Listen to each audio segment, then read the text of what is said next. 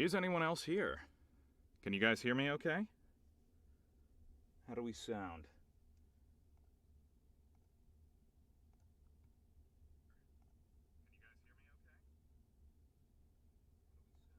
Oh, excellent. Good, good.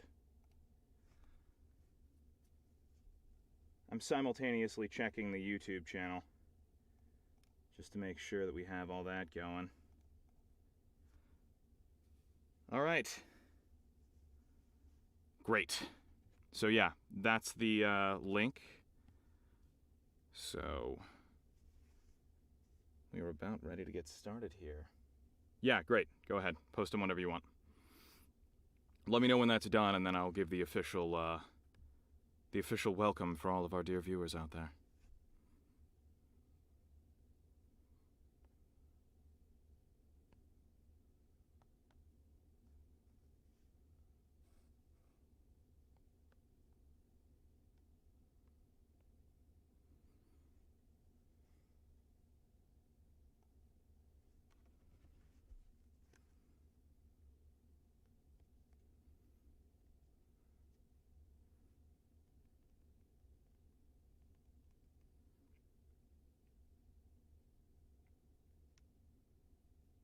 Perfect. Okay.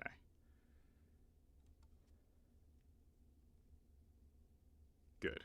We are broadcasting. I see no issues. And I am ready to get recording. Key bindings are set. Cool. All right. Yeah, so don't worry about that. Or you can do it while we're streaming, but I'm gonna get us started. And yes, does perfect. All right.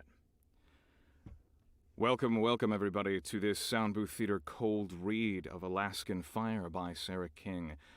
Some of you don't know me yet. My name is Zachary Johnson. I'm new to the Sound Booth Theater team, and this is my first cold read stream. This is not my first project with Sound Booth Theater. That one would be Heroes of Last Resort. That's coming out soon. But this is the project I am currently engaged with, and I'm extremely excited about it. I've spent a lot of time with Sara making sure we get those character voices right. And I'm ready to jump on in. So, without further ado, let us dive right into this. Here we go. Chapter 1.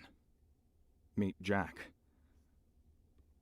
So, I guess Candy told you my brother called in a favor 'cause he's blowing chunks? Blaze's replacement pilot was striding over to her from the brand new Mercedes he had parked with a gravel-slinging spin into the Bruce Rogers Flying Service driveway not a minute before. Blaze, who hadn't really thought about what a bush pilot should look like, was now finding herself very concerned. The skinny kid approaching her was dressed in ragged cut-off shorts, a skateboarding Bart Simpson t-shirt, sandals, and sunglasses. He looked for all the world like an out-of-state transfer student Blaze might have shared a class with in Business 101. Not at all like the plaid and jeans-clad bush pilot Bruce Rogers, who was supposed to be flying her and the rest of her worldly possessions out to her new life in the Sleeping Lady Lodge. "You're Lance?" she asked, trying not to wince as she attempted to calculate how old the kid was. He barely looked past 18. And now that she got a good look, his hair was still wet from a shower. Yep. He spun the keys of his Mercedes on a finger and stuffed them into the pocket of his pants. Holding out his hand and peering up at her, he said, "You Blaze?" "Yeah, Blaze," she said, taking it. "You're tall, Blaze," he said, still peering up at her. "You got a little Viking in your family, then?" As if she hadn't heard that a million times already in her life. 6'4", she agreed, forcing a smile. "You know how to fly one of these things?" She gestured at the float plane that was secured to the dock beside her.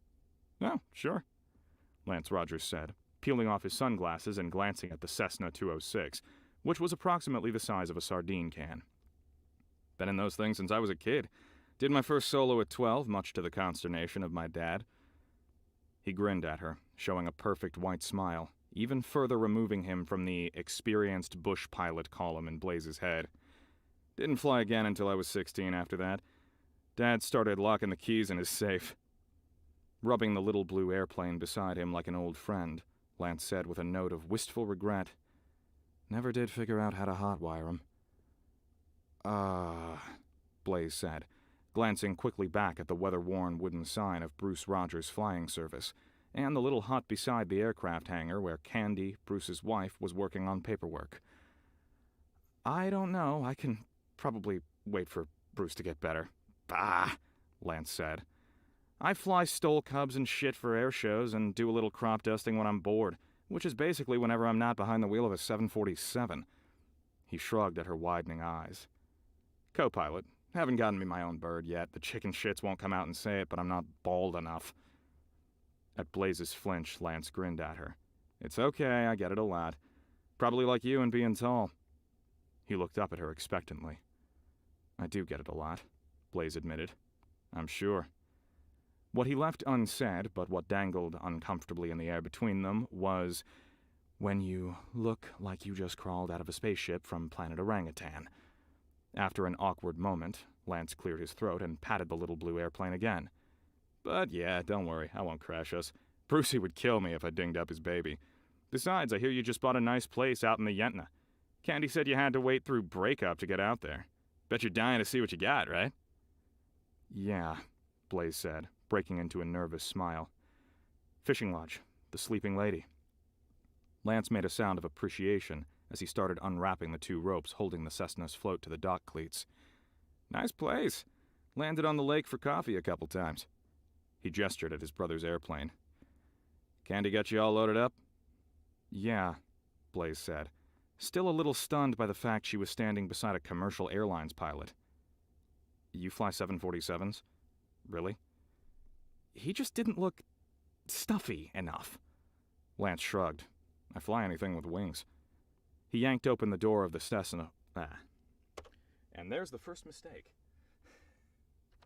Not a bad run.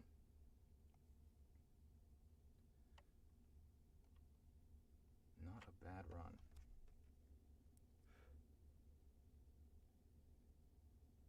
Exactly. So, I am going to be the pilot, but Blaze will, of course, be voiced by a female narrator when the time comes. I'm just here to provide placeholder dialogue. So thank you. That was a long run without a mistake. Thank you. Yeah, for the audio watchers, I will be reading the comments out loud. Audio watchers? Audio listeners. I will be reading the comments out loud so that you can hear what I'm responding to. But Sound Booth will be doing several different voice actors to do the different character dialogue bits. Yes, that's exactly correct. Sound Booth will hires a very talented cast for all their productions. So, yeah. Here we go. For the next round. Let's see how we do.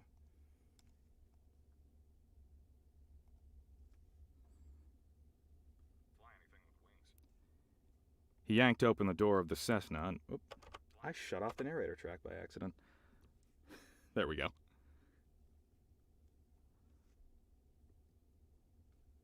Ableton, what are you doing? Oh, might help if I actually press the correct button. Fly anything with wings. He yanked open the door of the Cessna for her and motioned at the blue leather seat beside that of the pilot. Climb on in. Try not to bump your head. Gonna be a tight fit for you, but nothing I can really do about that. Just be glad it's not a Super Cub. Man, you'd have trouble getting inside. Oh, thanks, Blaze thought, once more reminded of just how far from the law of averages that Mother Nature had decided to throw her. She stepped on the convenient little footrest, grabbed the inside of the door, and tried not to wince at how much her body made the little plane sink on its floats as she heaved herself into the cockpit. How much you weigh, Blaze? Lance asked almost thoughtfully. Oh wait, that's not almost thoughtfully at all. How much you weigh? Right, because he needs to make sure the plane's not going to have a weight and balance issue. I know that because my parents are flight attendants.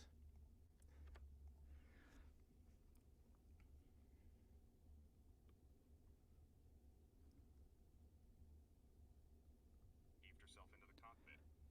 How much you weigh, Blaze? Lance asked almost thoughtfully. Then, when Blaze cast an irritated look back at him, his eyes widened, and he held up both hands and quickly said, Just trying to judge how close we are to payload." He gestured at the back of the plane, which was completely packed full of groceries, luggage, and furniture. So much that it was completely blocking out the back windows. "Candy packed you in there pretty good. Everything but the kitchen sink, huh?" And this was only the first load. Blaze had many more scheduled to bring in groceries, lumber, and other supplies.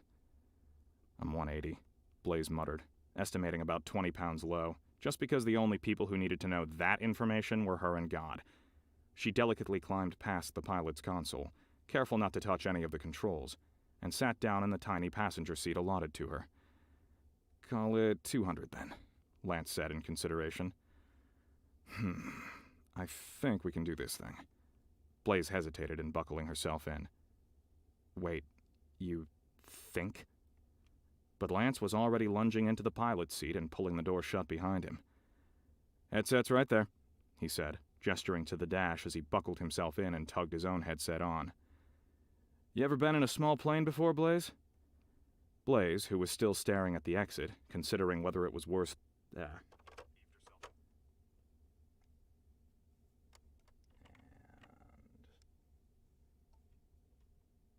not awful.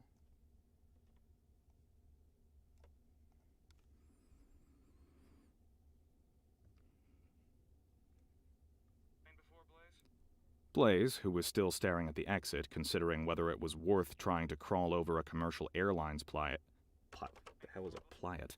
There we go. Blaze, who was still staring at the exit, considering whether it was worth trying to crawl over a commercial airlines pilot to get out of the little sardine can of death before it exploded into a ball of fire on the far end of the lake, didn't really hear him. Anyone who had lived in Alaska for any amount of time heard of the dozens of planes that went down every year, most because they were overloaded or because the pilots got cocky. "Jesus, you're sheet-ass white," Lance laughed. "Come on, I already told you I've been in these things since I was a toddler." "Okay, look. See this little case behind my seat? That's the emergency survival kit. We go down, there's flares, fire-making gear, some rations, all that good stuff in there." The casual way he said "go down" made Blaze's stomach clench. "But if we do go down," Lance said, "you'll survive it a hell of a lot better than me. I mean, hell, look at me. Brucey didn't give me much warning. I'm wearing shorts and a t-shirt. Didn't even get a chance to dose myself with DEET. Mosquitoes will eat my ass alive." He flashed her a big white smile. "That should make you feel better, right?" It didn't. But then Lance was firing up the engine, and the entire Cessna shook as the prop rumbled to life. "Headset!" Lance shouted to her over the roar of the prop. "Oh my God," Blaze thought, reluctantly grabbing the headset and tugging it over her head. "I am so totally going to die." "So I got to talking with Brucey on the way here," Lance said conversationally as he increased the throttle and the little plane lurched forward, out towards the open water. In between shitting himself and puking all over the phone, he was kind of beating around the bush about trying to con me into talking some sense into you. "Come to think of it," Blaze said, already feeling ill as the overloaded plane started idling towards the middle of the lake. "I could probably stand another day or two in town." "But," Lance said as if he hadn't heard her, "I think it's awesome you bought the place. You just have to watch out for crazies and make sure you have a baseball bat behind every door." "Baseball bat?" Blaze asked, swallowing hard, very tentatively because she couldn't think of why she would possibly need a baseball bat in the woods. She ventured, "Bears?" "Nah," Lance said. "To beat all the lonely guys off of you when they come knocking. There's a lot of single guys out there. Now shut up for a second, gotta make a call to the tower." Then Blaze listened to him babble off a ritual-sounding string of words to Willow traffic about north-northwest departure and no traffic in sight, and waited until Lance had tucked the radio away again before she asked, "Bruce wanted you to warn me about lonely guys?" Lance laughed. "And other things, mostly the crazies. Now hold on, 'cause here we go." And then the little plane's engine roared and Blaze was clinging to her seat in a panic as it started rumbling across the lake like a locomotive. "Huh," Lance said, as the spruce on the end of the lake loomed near. "Looks like we're a bit overloaded." And kept them barreling towards the line of trees. Then, just as Blaze was about to scream, "For God's sake, shut it down!" and wrench the controls from him, The plane came out of the water and they were soaring. "So," Lance said once their floats cleared the tree line and they were gaining altitude over the highway and aiming out towards the mostly uninhabited Lake Ebony on the Yentna River. "You planning on running the Sleeping Lady as a fishing lodge? Got a guiding license?" But Blaze was stunned at how wonderful it felt to fly. She had squished her face to the window and was peering outward at the stands of birch and cottonwood below. "Oh, wow," she said, watching the plane's shadow glide across the ground below them. "This is so cool." "Bah," Lance snorted. "This ain't nothing. Should come check out the air show this summer. That's cool. Oh, and you're smearing up Brucey's glass. He hates that." "Sorry," Blaze said, quickly tearing herself away. "It's no prob. Here." Then Lance ducked the right wingtip down, giving Blaze a better view of the ground. Shrieking in glee, she plastered herself to the window again. When Lance put the aircraft back onto a level plane, he was grinning at her. "You remind me of me when I was a kid. You ever want to learn to fly? I also teach classes when I'm bored." "I would love to," Blaze blurted, ecstatic. Then winced as reality kicked in. "Well, I've got to get things at the Sleeping Lady under control first, but yeah, maybe next year?" Sure.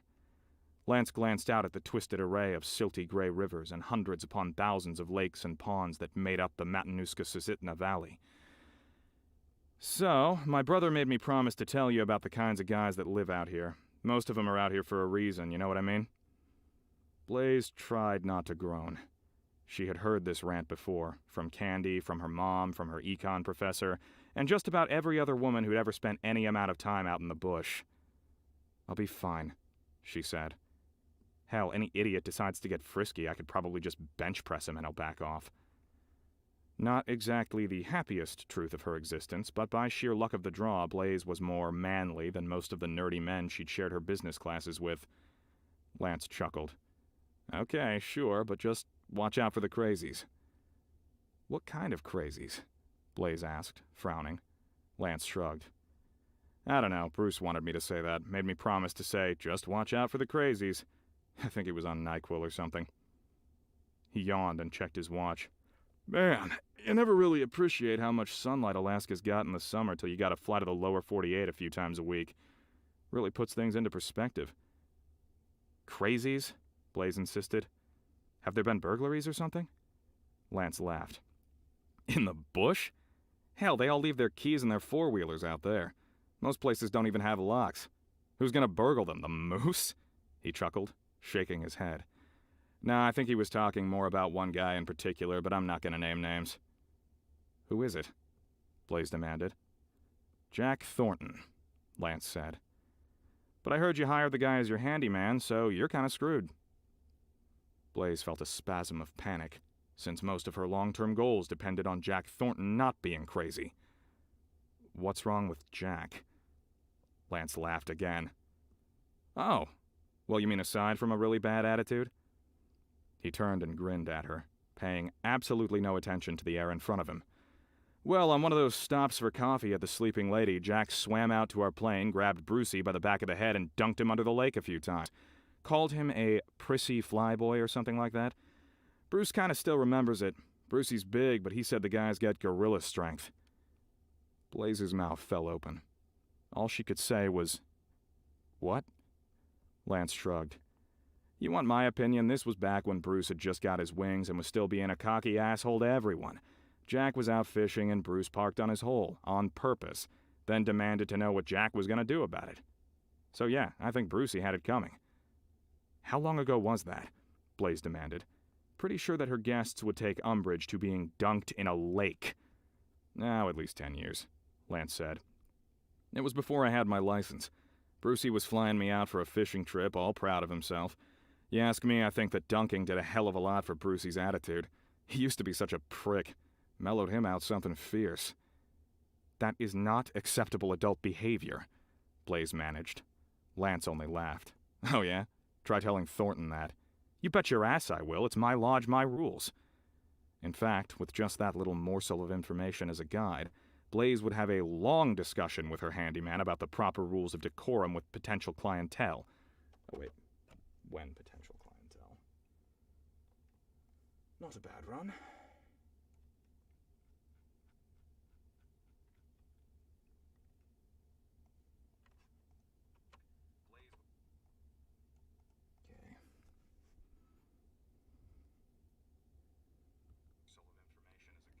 Blaze would have a long discussion with her handyman about the proper rules of decorum when potential clientele, paying guests, and lawyers were concerned. She and Lance chatted for a few more minutes about some of the eye-opening things that her only employee had done in the last 10 years he'd done business with the Rogers family, and then Lance sat up in his chair to peer over the dash and said, "There we go, Lake Ebony. There's your baby up on the hill." Blaze, whose mind had been shocked into stunned overdrive somewhere between assault and destruction of personal property, nevertheless had all her worries vanish in a wash of bliss.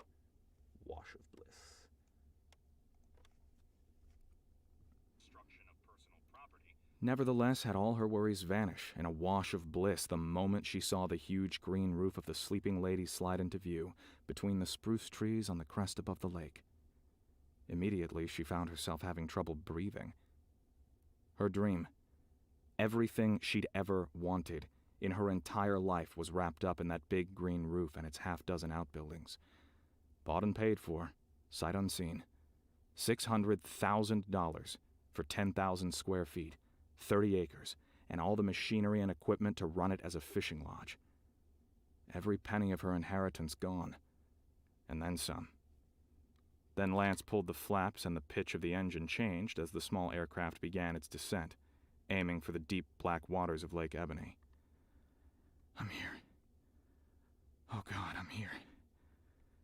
Blaze's heart was pounding, somewhere between elation and absolute "oh my shit, what have I done" terror, as she watched the last of the spring-budding treetops slip under the plane's big floats. Hers. The sleeping lady was hers.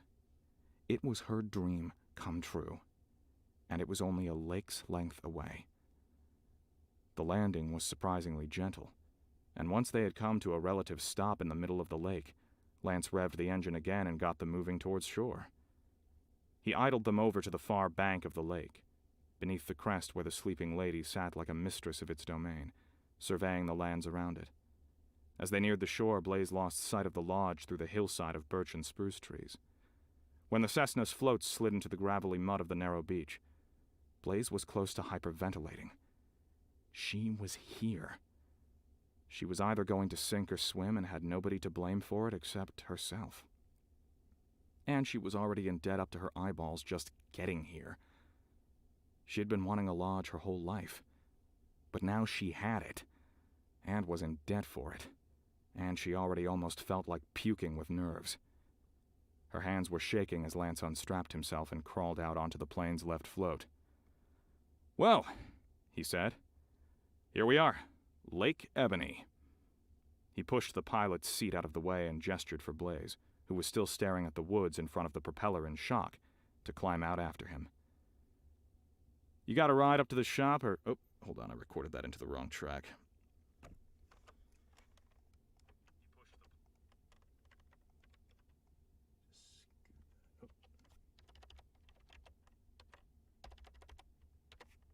Scoot that up there. I think my camera fell.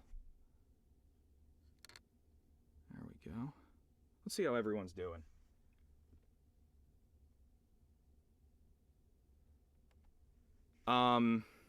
I can. It just depends on, the proofer will usually catch if the inflection's weird.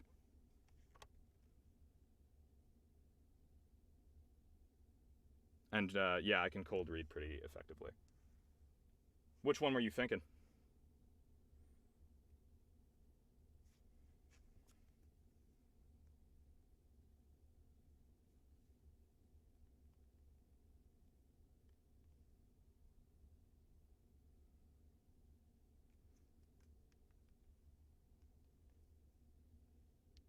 You mentioned something about, inflections. Let's check those. Get some water real quick, and let's jump back in.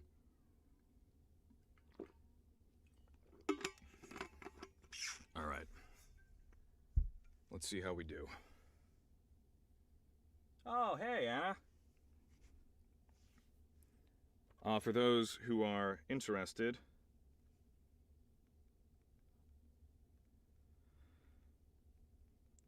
Anna is another author that I am working with at Sound Booth Theater. I'm not doing all of the male voices, Karen. Jeff Hayes and Justin James will be doing some of them. So I'm doing a lot of the ancillary characters and the incidental ones, like Lance here. I'm doing Jack. I'm also, I believe, doing Herr Drescher. I don't know. I think he shows up in the next book, though. Jeff Hayes will be Thunderbird. You'll see me perform him, but this is the only place where you're going to see or hear that happen. But the main reason that I do those voices is for placeholder and possible direction. So they'll see how, based on the scene, they'll see how I interpreted it, and of course they're free to adhere to that or throw that away at their discretion, depending on what they want to do with the character. But they've got all of the notes that I've compiled throughout the prep process and everything like that, and that will allow them to interpret that for maximum effect.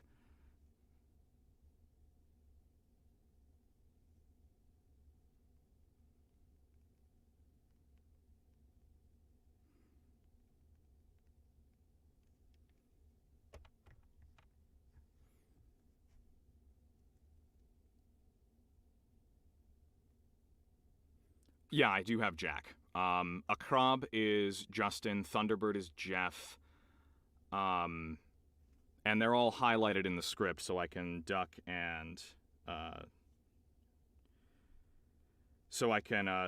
duck between.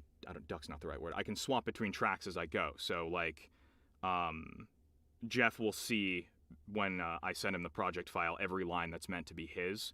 Justin will see every line that's meant to be his, and so on and so forth. And then Annie and Emma, who are the female cast members for this, Annie being Imelda and Zenaida, who I believe come much later, and Emma being Blaze and many of the other female cast members, will see what's supposed to be theirs. And that way, that way we can put together a whole full cast narration. It's quite cool. It's a lot of fun. So, where am I? Okay. Let's see. So this is a long chapter. So, let's see how much. We are 15 minutes in to the book. Let's keep on trucking. So, for those listening on audio, Anna Mosicat just joined us, and this would be a good time to mention she also has a project with Sound Booth Theater, the cyberpunk novel Behind Blue Eyes, which I will also be narrating. So I'm very excited about that. And that's coming up after Alaskan Fire.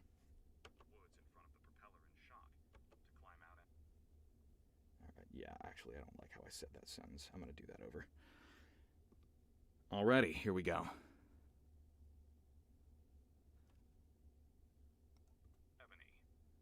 He pushed the pilot's seat out of the way and gestured for Blaze, who was still staring at the woods in front of the propeller in shock, to climb out after him. You get a ride up to the shop, or should I just pile the stuff on the beach? Jerked out of her stunned silence, Blaze climbed down onto the float and stood there, gripping the wing strut with white knuckles as she stared up at the woods shielding her new home from view, trying frantically to tell herself she was not making the biggest mistake of her life. Lance gave her an empathetic grin. Excited? Swallowing, Blaze nodded down at him. This close, sharing space on the float, there really wasn't any way for Blaze to back up and give him space, and thereby the illusion of a lesser disparity in height. Even now, she could see the little gears turning in Lance's head as he realized just how big she was. At 6 foot, Lance really shouldn't have had to look up at her. Unfortunately, Blaze was about 12 inches and 80 pounds off of average, and every checkout cashier and bank teller in the world had let her know it. Some gigantic Amazon somewhere had birthed Blaze, and once Blaze had passed between her massive thighs, the woman had left her in an alder thicket on the mountain behind her father's house. And, having just lost their baby due to a miscarriage, her parents had taken her in, quietly raised her on their own, and could probably be sent to jail for life for not turning her over to the authorities, if they weren't both already dead. That was one of the many unhappy surprises that Blaze had discovered in the lawyer's office 4 months ago. Adopted. It still hit like a freight train every time she thought of it. Then she realized Lance was still looking up.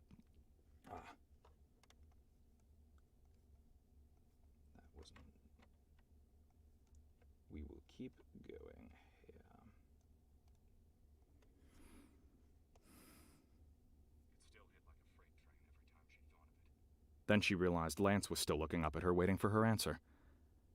"So excited I think I'm gonna puke," Blaze managed, still trying to focus all of her attention on the textured aluminum plating between her men's size 11 hiking boots, attempting to force her stomach into submission.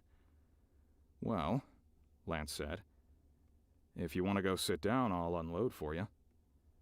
Blaze automatically felt herself prickling at how quickly he offered to do her work for her. "I'll be fine," she said. She ducked her head through the door and grabbed a load of groceries from behind the pilot's seat, not waiting for Lance to unlatch the back compartment. She normally tried not to make a big deal of it, but she wasn't stupid. She knew that the Alaskan bush was a man's world, and that if she didn't want to start a precedent in let's all take care of the poor helpless woman, she needed to start proving her competence the moment she stepped off of the plane. First impressions, her mother had taught her, were everything. If Blaze showed every man she met on the river that she was smart, capable, and willing to work, they wouldn't patronize her, and those that did, she could simply tell them to get screwed. Blaze had been raised by the epitome of an independent woman. Her mother, who had made her millions in real estate, had insisted on keeping separate finances despite her father's greater wealth. And after earning her way through her business degree, Blaze was not going to allow a bunch of scruffy, rugged, largely unemployed men to treat her like a second-class citizen because she had a couple of A-cups and internal plumbing. Groceries retrieved, Blaze gingerly started towards the shore, picking her way across the wet aluminum float. Out in the woods, she heard the sound of an engine and looked up. A stout-looking man was driving a blue four-wheeler down a winding dirt track, pulling a flatbed trailer behind him. It rattled and bounced as it jumped over roots and stones, making a ruckus as it worked its way down the hill to her. Blaze watched it approach as Lance worked his way around to the other float and began opening the back compartment of the airplane to access her luggage. When he came fully into view, the man driving the four-wheeler looked nothing like what Blaze had envisioned over the phone. Instead of the hairy, dirty, graying, plaid-covered bushrat she had been expecting after exchanging.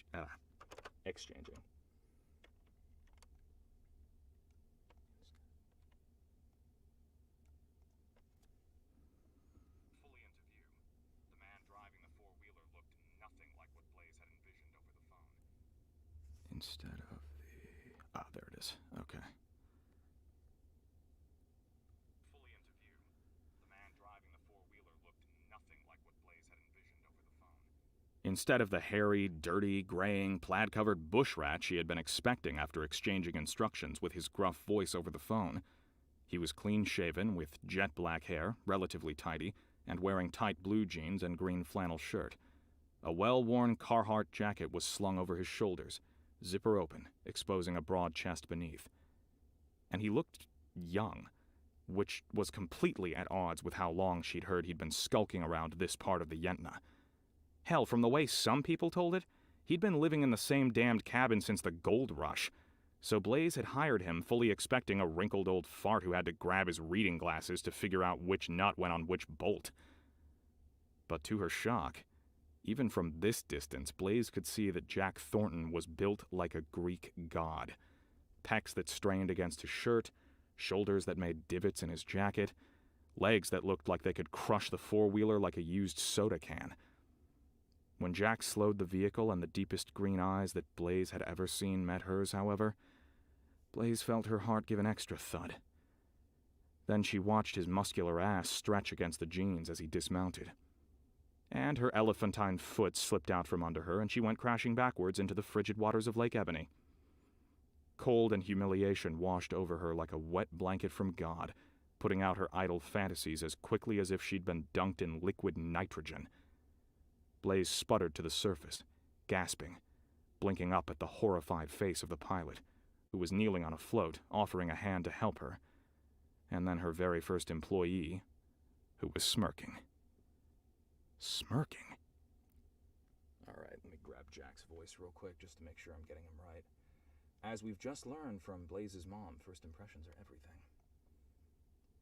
Fortunate, but it has enriched us both. Okay. Never before. So he's got that gruff sort of tone, and then over here. Was a turning of the wheel of fate. I'm stop being a damned unreasonable little broad. Okay, cool. Damn. Alright.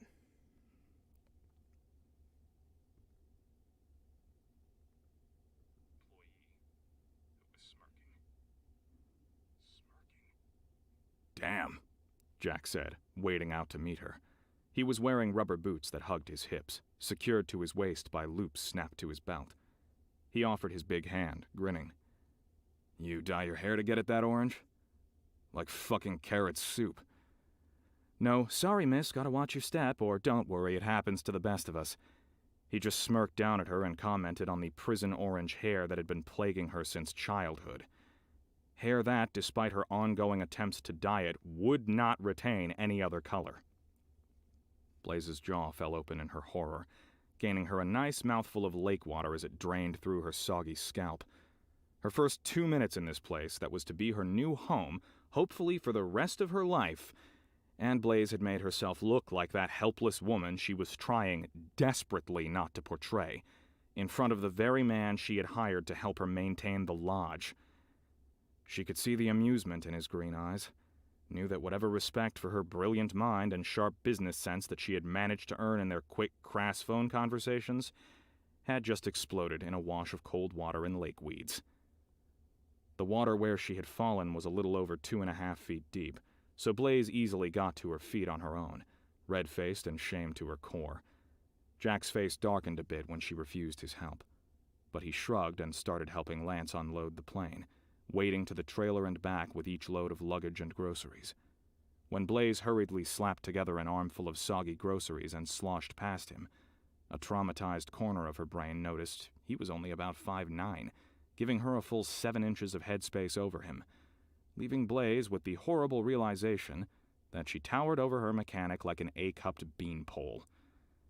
As she walked by, Jack's neck craned back so he could look at her. His mouth fell open, and he dropped the box of bread he'd been carrying into the lake.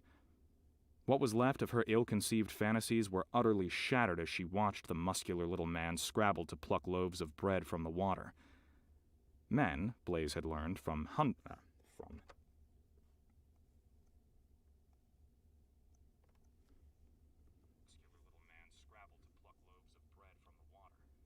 Men, Blaze had learned, from hundreds of lonely nights at the bar, did not like their women taller than them, and anyone who said otherwise had never been a 6'4" behemoth thundering through the college dating scene. After the 4 years she'd spent at the University of Alaska to get her degree, Blaze had long since given up. Those men who on the off chance happened to be taller than her often had some genetic species survival switch tripped in their brain that made them crave women on the opposite end of the height spectrum, to balance out the gene pool. As of yet, she'd only found 2 men who showed any interest, and both had been skinny computer geeks she had met in college, some perverted part of their nerdy brains somehow turned on by the whole Amazon thing. Both had tried to get her to wear leather armor and wield a broadsword sometime during bed play. Neither had stayed long. Fighting despair, Blaze went to the trailer and sat on the back, sloshing a flood of water from her clothes as she went. She sat down and pulled off her boots, emptying small rivers from their insides. On one of his trips from the plane, her luggage over his shoulder, Jack paused and glanced at her shoes. Jesus, he said. Those are even bigger than mine. Where you get feet like that, a Clydesdale? Then, chuckling, he went back to carrying groceries as if he hadn't just made Blaze's stomach clench with shame. Blaze almost fired him on the spot. She was so humiliated that it was all she could do to keep the words locked behind clenched teeth. The only thing that saved him was that Blaze knew she couldn't make the sleeping lady run without Jack's help. She was a business major, with secret fantasies of one day running a self-sufficient homestead/fishing lodge.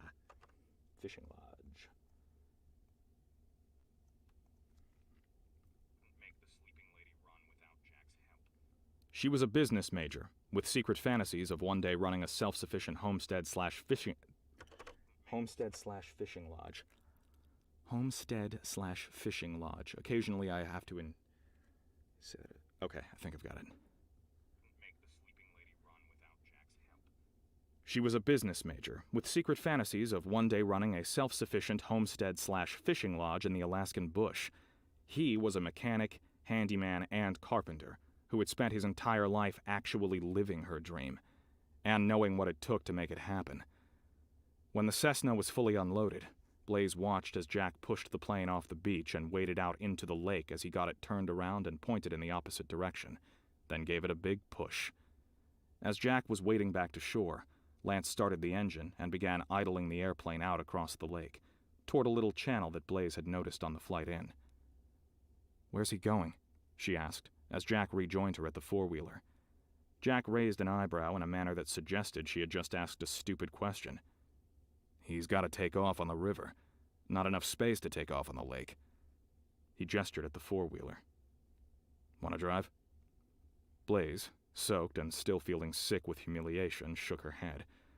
All she wanted to do was get home and get changed. Jack chuckled, green eyes twinkling. "Want to get rid of the evidence, huh?" Blaze peered at him. "What?" He gestured at her soggy clothes. "Evidence." When she just stared at him, he offered, "That you're a dumb shit city slicker." The way he said it, it was the most obvious thing in the world. Blaze's mouth fell open, and again the words, "You're fired, asshole," tried to tumble forth.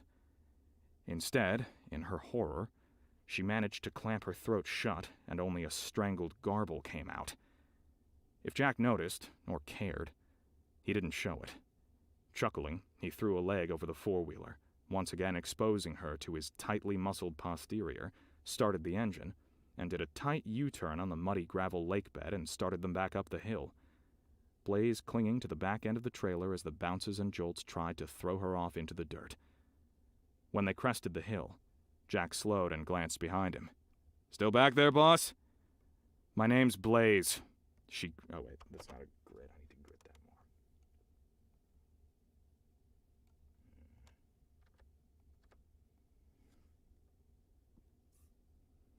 There, boss?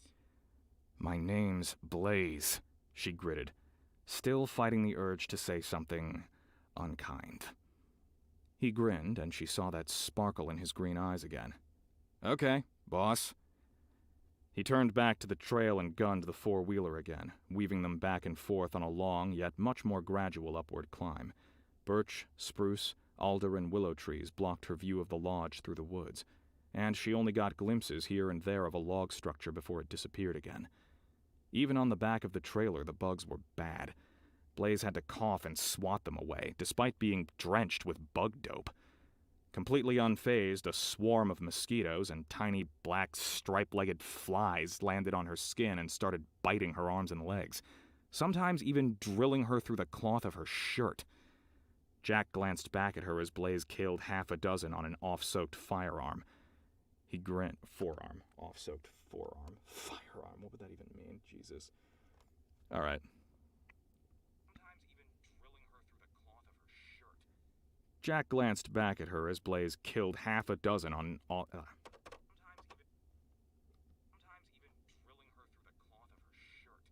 Jack glanced back at her as Blaze killed half a dozen on an off-soaked forearm. He grinned. "Around here," he called over the engine, "we wear layers."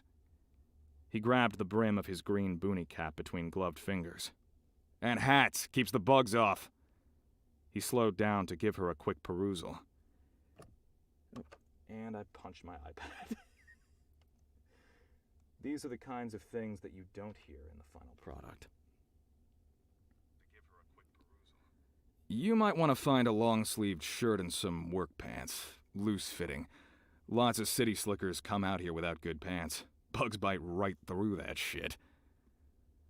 Blaze felt another stab of shame worming through her stomach. She was dressed in fancy jeans and a t-shirt. No hat, no gloves, and, because it had been such a beautiful day on takeoff, her jacket was stuffed in her duffel bags. Jack apparently mistook her shame for admission to being a city slicker. He nodded. "Gal next door, Jenny May, should have something that fits. Her husband's about your size, real big guy. Built like a brick shithouse." Blaze narrowed her eyes. Brick shithouse? But Jack was already turning back to the overgrown dirt track leading to the lodge, and either didn't hear her over the rattle of the trailer or didn't care. Glaring at his broad back, Blaze began to plot out exactly how she was going to bring up Jack's obvious lack of people skills, without getting herself reintroduced to Lake Ebony a few times for being a snooty city slicker. Some of Lance's stories had been eye-opening. When they finally broke through the trees, however, Blaze's breath caught, and she forgot about uncouth cads and brick shithouses.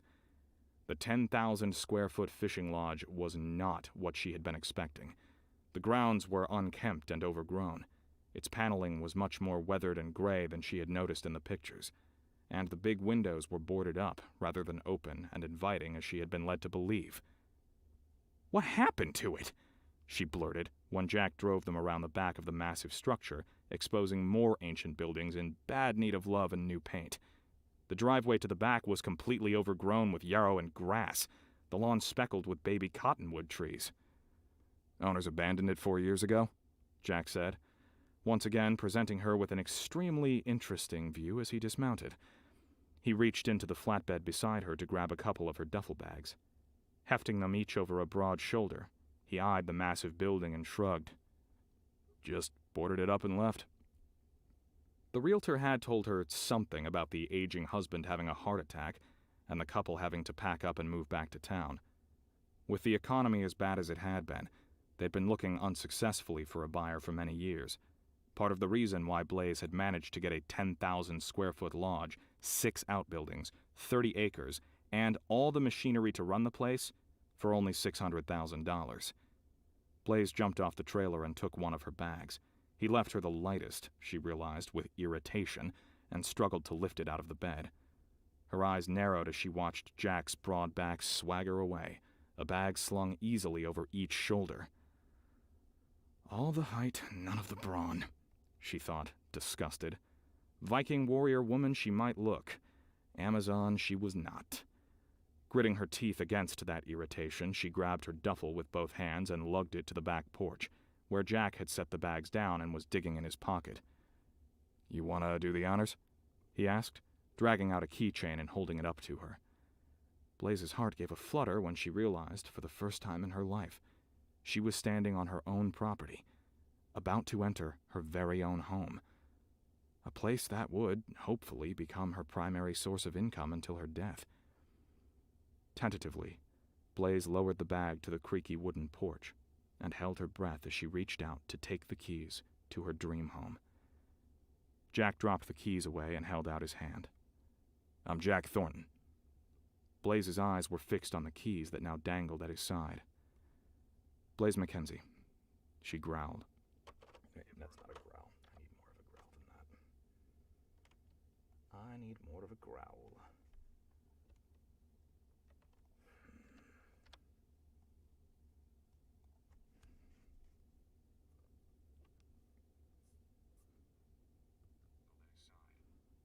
"Blaze Mackenzie," she growled, ignoring his proffered palm. "Blaze, huh?" Jack said, peering up at her like an interested ferret. "Why you called that?"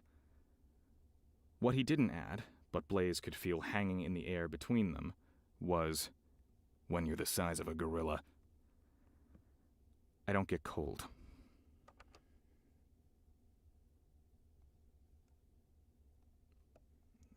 Tweak that.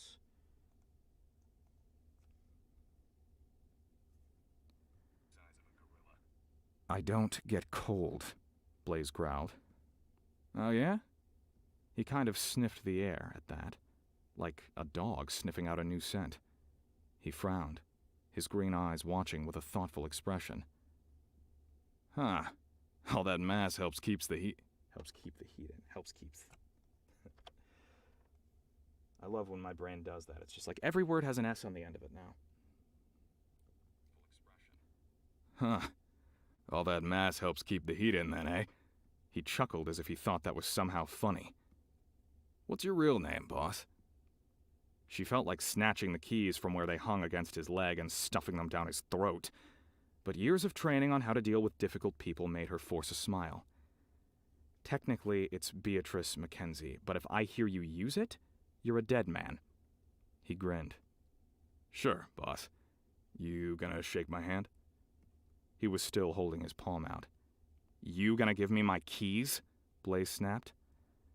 Jack's voice was calm but firm when he said, I like to shake the hands of those people I'm going to be working with." His smile remained, but there was a wary calculation there that Blaze found irritating. She didn't feel like shaking his hand, but realizing that she probably wasn't going to get her keys otherwise, she did it. And it might have been her imagination, but the moment Blaze's hand came into contact with Jack's, the handyman stiffened, his green eyes going just a bit wide. His nostrils flared again, and this time he bent and blatantly sniffed at her knuckles before jerking his head away like a startled fox. His green eyes lifted to her face again, and this time there was no mistaking the wariness there. "What?" Blaze gritted when he just stood there, staring at— oh wait, no, I need to say that. That's like the first part of the sentence.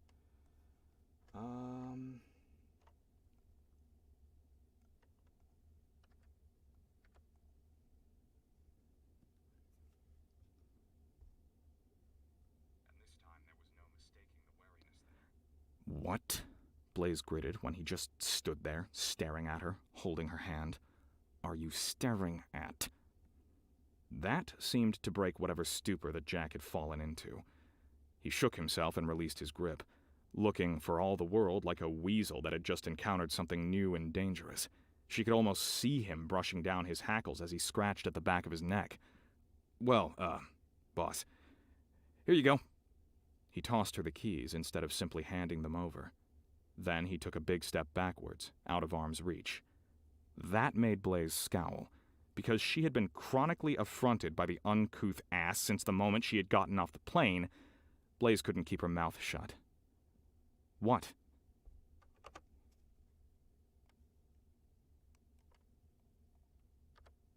"Gotta work on my growls." "Keep her mouth shut." "What?" she growled, gesturing at him. "You afraid whatever disease I've got is gonna rub off? You'll drop your testicles and grow tits?" For the first time, Jack flushed, looking extremely embarrassed. He glanced at the four-wheeler as if he wished he could hop aboard and speed away. No, ma'am." "I'm a girl," Blaze growled. "You don't believe it? I'll fucking drop my pants and prove it to you." "No," Jack said quickly, his face reddening to a refreshing shade of crimson. "I know you're a girl. I can smell—" He stopped suddenly, hesitating, his green eyes still flickering across her face before quickly looking away. "Smell?" Blaze raised an eyebrow, quickly wondering if Lance had been right and all those years alone in the Alaskan bush had been a bit too much for the poor bastard. "Smell what?" "Perfume," Jack said, wrinkling his nose in the very picture of disgust. "City slicker perfume." Blaze narrowed her eyes. "I don't wear perfume." His mask of disgust cracked a little, leaving what looked like nervousness and indecision in its place. Jack glanced again at the four-wheeler like a man wanting to make a high-speed getaway. "Must be your detergent." Blaze crossed her arms, reveling in his discomfort. "I use non-scented hypoallergenic, better for the environment." "Expensive shampoo, then." I gotta mutter that a bit more, but he's still... This is funny as hell. All right. "Expensive shampoo, then," Jack muttered, using a scuffed work boot to pry at a splinter in the porch. "You got your hair wet." Which was true enough. Why'd you stop? Why'd you stop recording, Ableton? "Got your hair wet." Which was true enough. Even then, she could smell the scent of biolage mingling with the stale dirt stink of lake water. Still, Blaze scowled at him. Something was telling her that he wasn't divulging the whole truth, and that bothered her. "So, Jack said, motioning at the door. "You gonna open it?" He was giving off the nervous energy of a wolf that was just hungry enough to come sniffing at a human doorstep for its next meal ticket, but was also ready to drop anything and bolt at the slightest provocation. She was pretty sure that had Jack not needed the job, he would have already been gone. And he had needed the job. Judging by his worn clothes and the scuffed and scrapped-together look of his four-wheeler, she was pretty sure the poor bastard was living on food stamps. After all, employment in the bush was fairly limited. This was probably the first real job he'd had in years. Blaze eyed him a moment longer before turning her attention to the keys in her hand. As soon as she started sorting through them, Jack too quickly ducked to grab the duffels, all of them this time, and threw them easily over his big shoulders. He then waited anxiously on the deck, just out of reach, looking at anything but her. Blaze hesitated in picking through her keys, instinctively wanting to get to the root of the matter. But her gut was telling her if she pushed the subject any further, her handyman was going to disappear and never come back. And she needed him. Blaze may have known the proper way to tally up a balance sheet and deliver a quarterly earnings statement, but she didn't have the first clue how to unclog a pipe that didn't succumb to Drano. Blaze found the right key and inserted it into the lock. She could almost feel the sigh of relief behind her as she turned the knob and shoved the door open, revealing a darkened interior beyond. "I'll start taking the plywood off the windows tonight," Jack said, following her inside. The place smelled of old smoke, wood, and dust. "Get some light in this place." He set the duffels down inside the foyer, then started digging in his jacket pocket. He fished out an LED flashlight and handed it to her. Blaze reached for it, grateful. Instead of handing it to her, however, Jack flipped it on suddenly. That came off weird.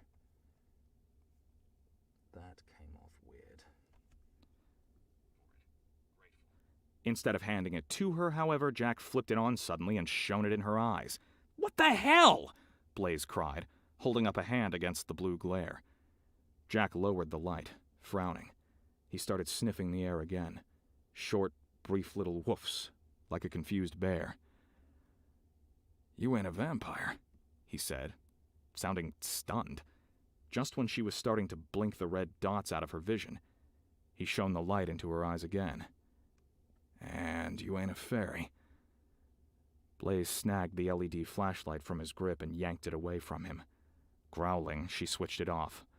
"Look, Jack," she said. "I know you've been out here in the sticks a long time on your own, buddy, thumbs squarely up your hairy little ass, but you're gonna learn some people skills or you're not working for me." She frowned when Jack simply stared at the flashlight in her hand, seemingly caught between the urge to bolt and the urge to snatch it back. She switched it back on and shone it on his face, making him start. "You listening?" Jack blinked up at her and shielded his face, and she almost thought she heard a low growl rising in his chest. "Good," Blaze snapped. She waggled the light at him. "First rule, I don't care if she looks like she belongs in steel and boiled leather, manning the helm of a Norse battleship. You don't call your boss a bloodsucker, and you don't ask her if she's gay." Jack lowered his hand, looking confused. "Huh?" "Second," Blaze said, turning the light on the room, "if you're going to have any contact at all with the guests, you're going to stop making rude comments. Period." "Rude comments?" Jack asked, sounding perplexed. She switched the light back to his face. "Suggesting I have a bit of a draft horse in my ancestry, or that I'm a dumbass city slicker?" "Well," Jack said gruffly, "you got big-ass feet and you fell in the lake. Now, do you mind? I've got sensitive eyes." Blaze stared at him, stunned by his hypocrisy, and left the light on his face another few seconds. Finally, she turned it again to the inside of the lodge. "So, what do you think?" Jack lowered his arm from his face suspiciously. "Think you got a hell of a deal on the place." "It's a lot of work," Blaze said, shining the light around the basement floor, the light catching the reflection of windows that were still boarded from the outside. "Yeah," Jack said. He gave her a long, guarded look.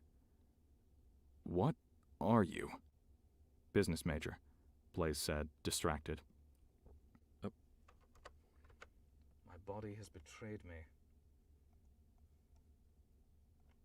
Making gross noises when I'm trying to read. Alright. Oh, cool. Alright, I'm coming up on 45 minutes of narration. I will check in with the chat in just a moment." "Ditched everything to come out here, though, so I can't afford to screw up." Oh.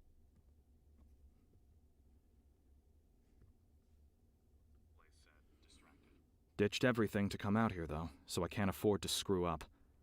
She crossed the room to shine her light on a pile of grass and black deposits on the floor beside the wall. "What is that?"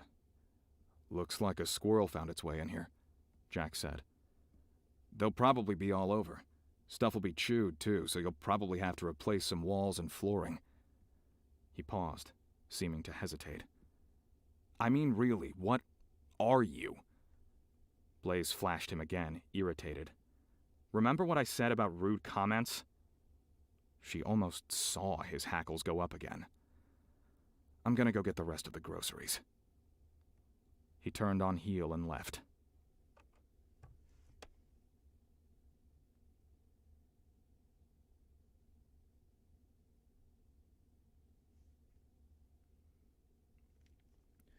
All right, chat, how's everyone doing?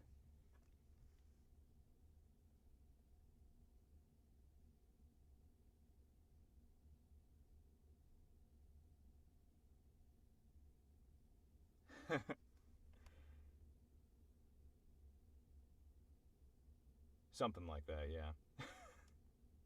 Yes, good. Yes, don't punch the iPad, Zach. Very good.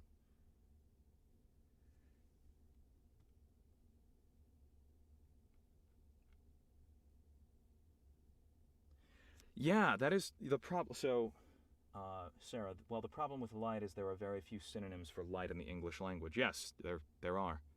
Now that I'm thinking of it, I'm like, what even would you use? You're absolutely correct. All right, let's get a quick sip of water. Dive back on in. How many people we got here?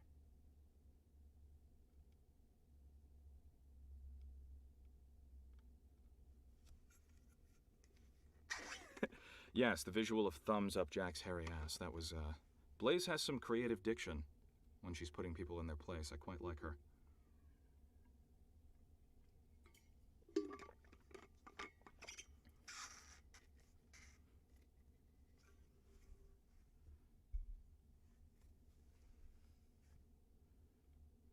See, we got some Facebookers, some YouTubers.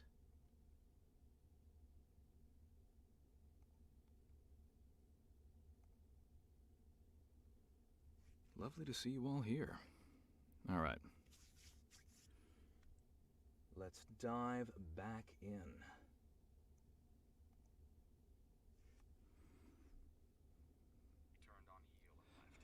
Blaze sighed. As they loaded the Cessna 206 while waiting for Bruce's brother to arrive, Candy had warned her that people in the bush were different. Most of them, the energetic little woman had told her, had retreated to the bush because they couldn't deal with their problems in town. Unfortunately, that meant most of them were eccentric, egotistical, hard-ass recluses who wanted to be left alone. Between Lance's brief recountings of Thornton's past misdeeds and her first 20 minutes with Jack in the flesh, Blaze got the general idea that her new mechanic fell into that category, and that it was desperation and a dearth of paying jobs in the area that had finally made him come out of his shell. Jack dropped her remaining luggage and foodstuffs unceremoniously at her feet, all in a single massive load, and Blaze was pretty sure she heard some stuff crunch that shouldn't have. "I'll see if I can find some firewood," he said, ignoring the sound of breaking glass. Then he was gone again, his broad back disappearing as he made his way to the largest of the outbuildings. Because she refused to dig through her luggage to figure out which prized artifact of her life had succumbed to the brute, Blaze started searching the basement for a good spot to stow her stuff and take shelter for the night. Near the back, she found a small room with a tiny cot, dusty and stale-smelling. Blaze's feet would be hanging off the end, but she decided it would work, for now. "I'm taking this one for the night," Blaze said as Jack stepped inside, muscles straining under a big armload of firewood. Jack grunted and dumped the logs beside the stove, then gave the tiny room a curious look. "Owner's suite is upstairs, top floor." "I don't feel like dragging duffels all the way up there," Blaze said. "Now, if you don't mind, I'm going to change." She gestured at the room. "You want proof? Here's your chance." Jack flushed. "Don't need proof." Then he turned and retreated again. After a few minutes, she heard something creaking against the nearby window, and a piece of plywood began to pry free, allowing a blast of light into the dark basement. Ignoring it, Blaze dragged her belongings into the room she'd picked out, and by the bluish glow of the LED flashlight, closed the door, and sorted through her duffels for a new set of clothes. She found it.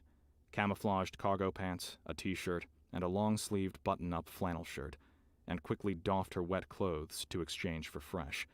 She replaced her hiking boots with the brand-new pair of work boots she had bought at the Army surplus store right before hopping on her flight, then topped the ensemble off with a pale green boonie cap she had purchased at the same establishment. When she stepped back out of the room, the basement was well lit from the 3 pieces of plywood that Jack had pulled from the windows. Her handyman was currently on his knees in front of the fireplace, his grease-stained jacket thrown over a rough-hewn wooden chair, his muscular shoulders bunching as he gently laid kindling into the fancy box-shaped wood stove.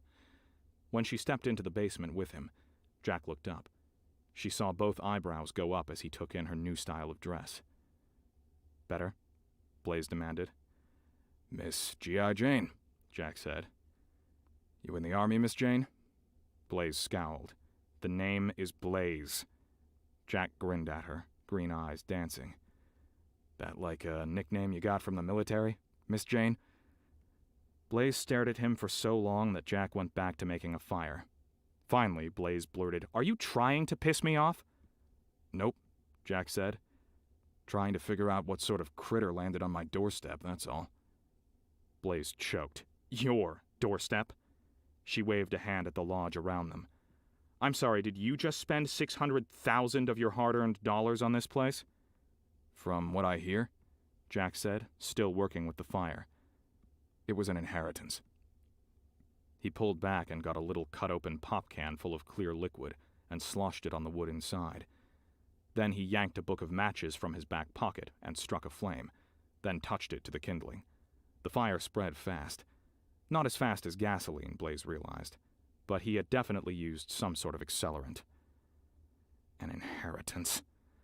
Blaze found herself so infuriated that it was all she could do not to tell him to get his tight Greek godly ass packed up and out of her lodge, now. "And when I say my doorstep," Jack said, turning to her, "I mean my neck of the woods. I've claimed this place, everything for about 10 square miles, tied myself to the land, keep it nice. Kind of makes me anxious to see just what sort of critter is holding up right smack in the middle of it."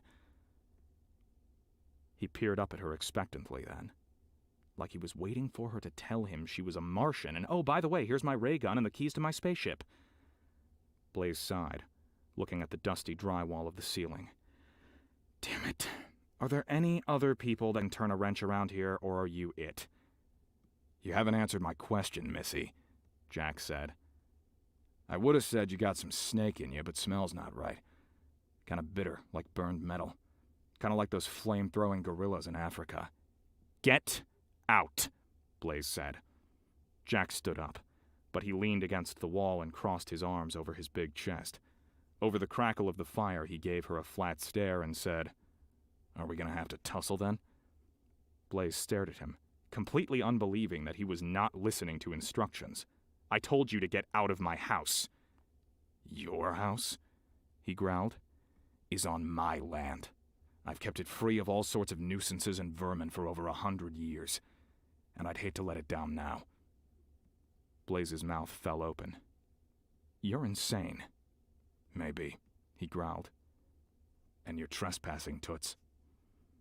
And his growl sounded almost feral, animalistic. Oh. Lost some stuff there. And you're trespassing.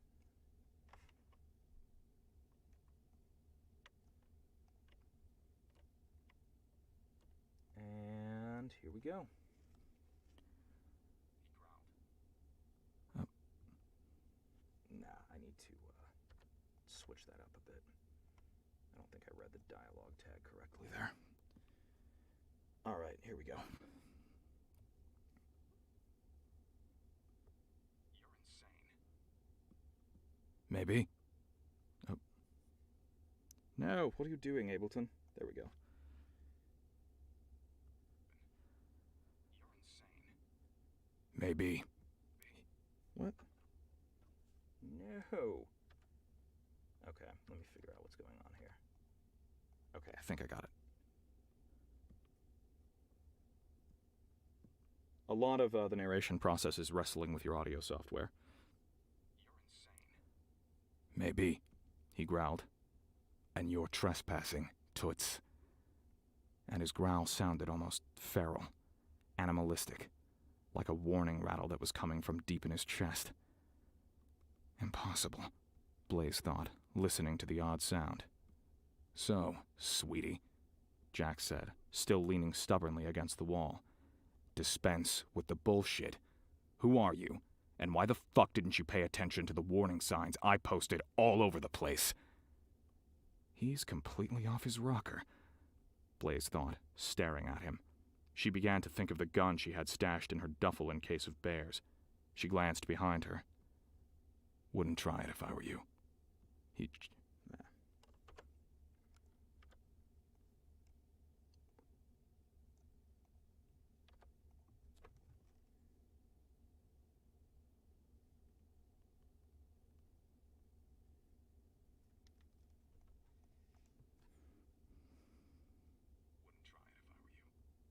Jack said. Oh.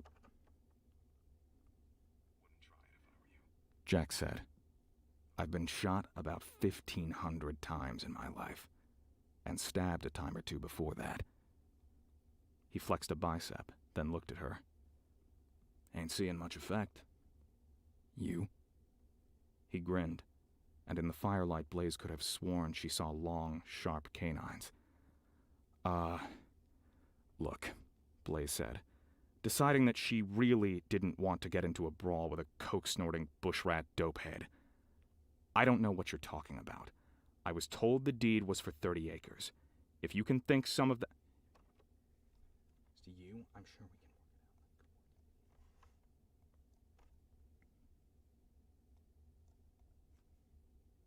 Told the deed was for 30 acres. If you think some of that belongs to you, I'm sure we can work it out in the courts.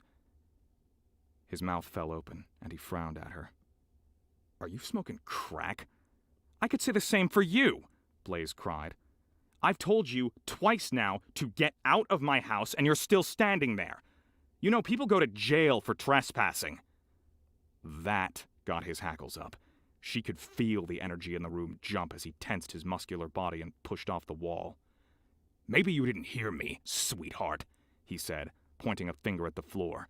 But this is my home territory, and anyone with any brains knows to check out who's claimed what before putting 600,000 of their hard-earned dollars into a few acres right in the middle of someone's home range.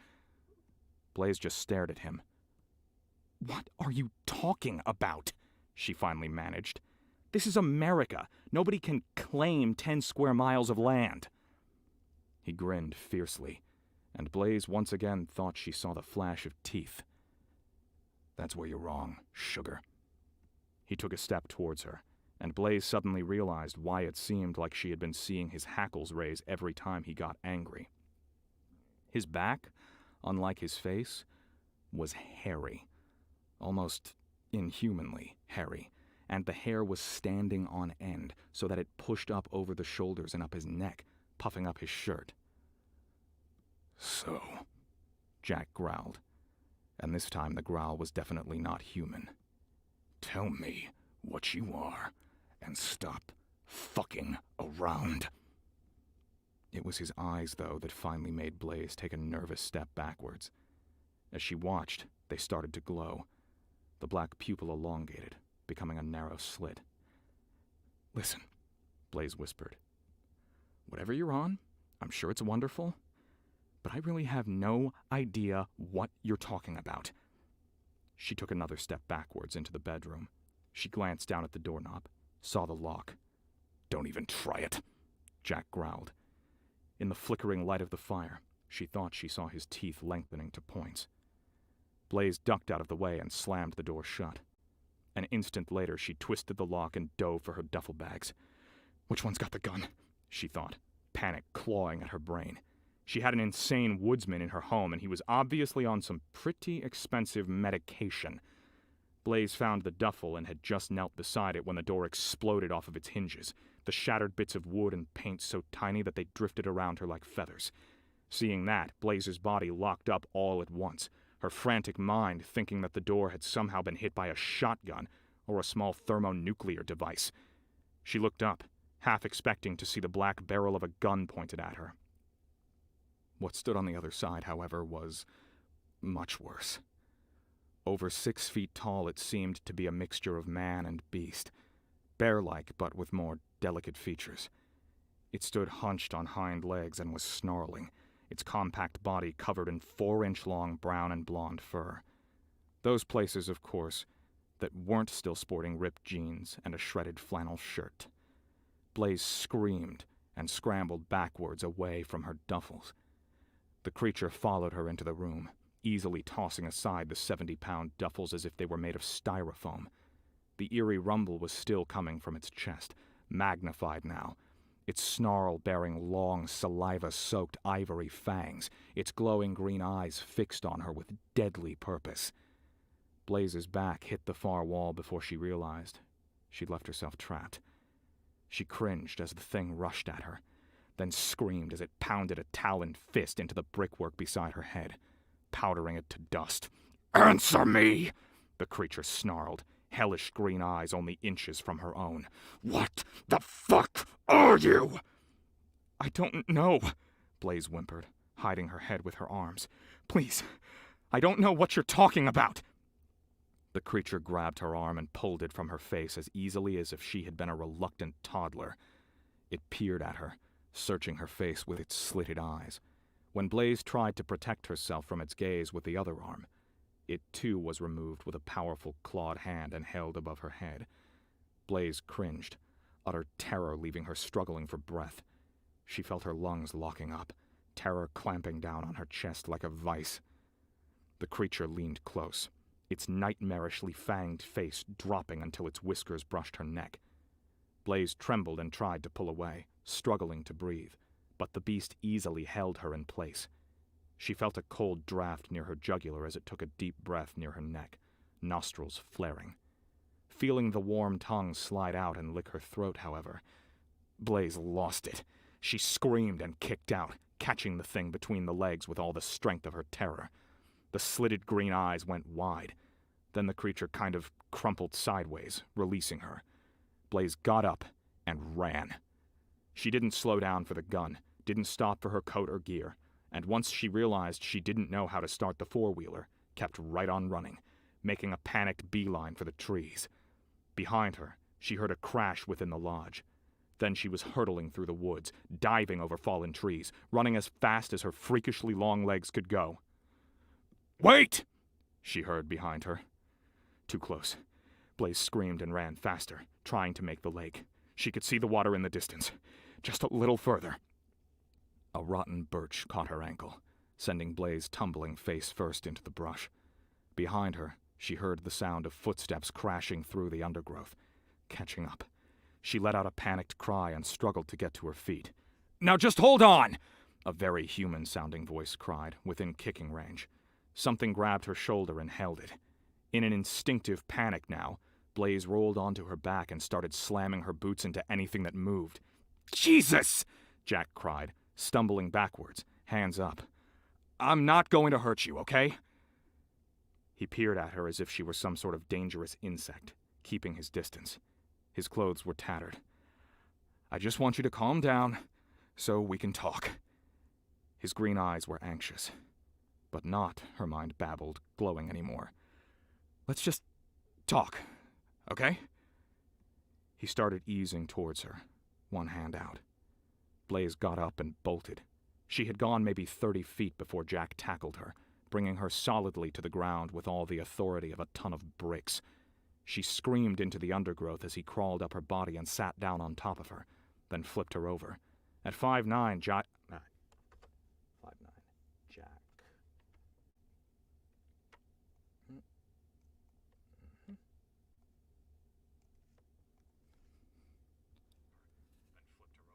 At 5'9", Jack had to weigh something like 400 pounds. She was finding it hard to breathe from the weight on her stomach. "Listen, Blaze," he panted, leaning over her and holding down her arms against the mossy forest floor. "I think we got off to a bad start." Brilliant green eyes that had been slitted like a goddamn snake's not a moment before were now filled with concern. She saw his tattered plaid shirt, remembered the huge beast that had assaulted her, and sucked in a huge lungful of air. Jack clapped a hand over her face, glancing nervously at the lake. "Okay, sweetie," he said over her muffled screams. "We can do this the easy way or the hard way. The easy way is you stop screaming, follow me back to the lodge, and we have a nice, long chat. The hard way is I use this shirt here to gag you, tie your hands behind your back, throw you over my shoulder, and take you back anyway." Blaze bit his hand. Then, as he cursed and yanked his palm away to examine it, she bucked and kicked underneath him, trying to dislodge his body. He remained as solidly in place as the Great Pyramids of Egypt. She screamed again, this time making full use of her lungs. Jack had a piece of his shirt stuffed in her mouth and secured before she could repeat the performance. Making nervous glances at the lake, he flipped her over, easily dragging her hands behind her back as she thrashed. Blaze heard the sound of cloth ripping and cursed into the gag as she felt him wrap strips of fabric around her wrists, securing them in place. "Oh, God," Blaze thought, her gut twisting in horror. "He's tying me up." She knew what happened to women who got tied up in the woods 100 miles from the nearest road. Jack released her wrists, fully bound, and started on her ankles.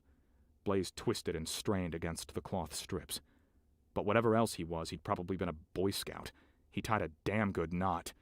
"You are going to jail, asshole!" Blaze cried into the shirt in desperate... Actually, you know what? I'm going to do that like she's crying it into the shirt.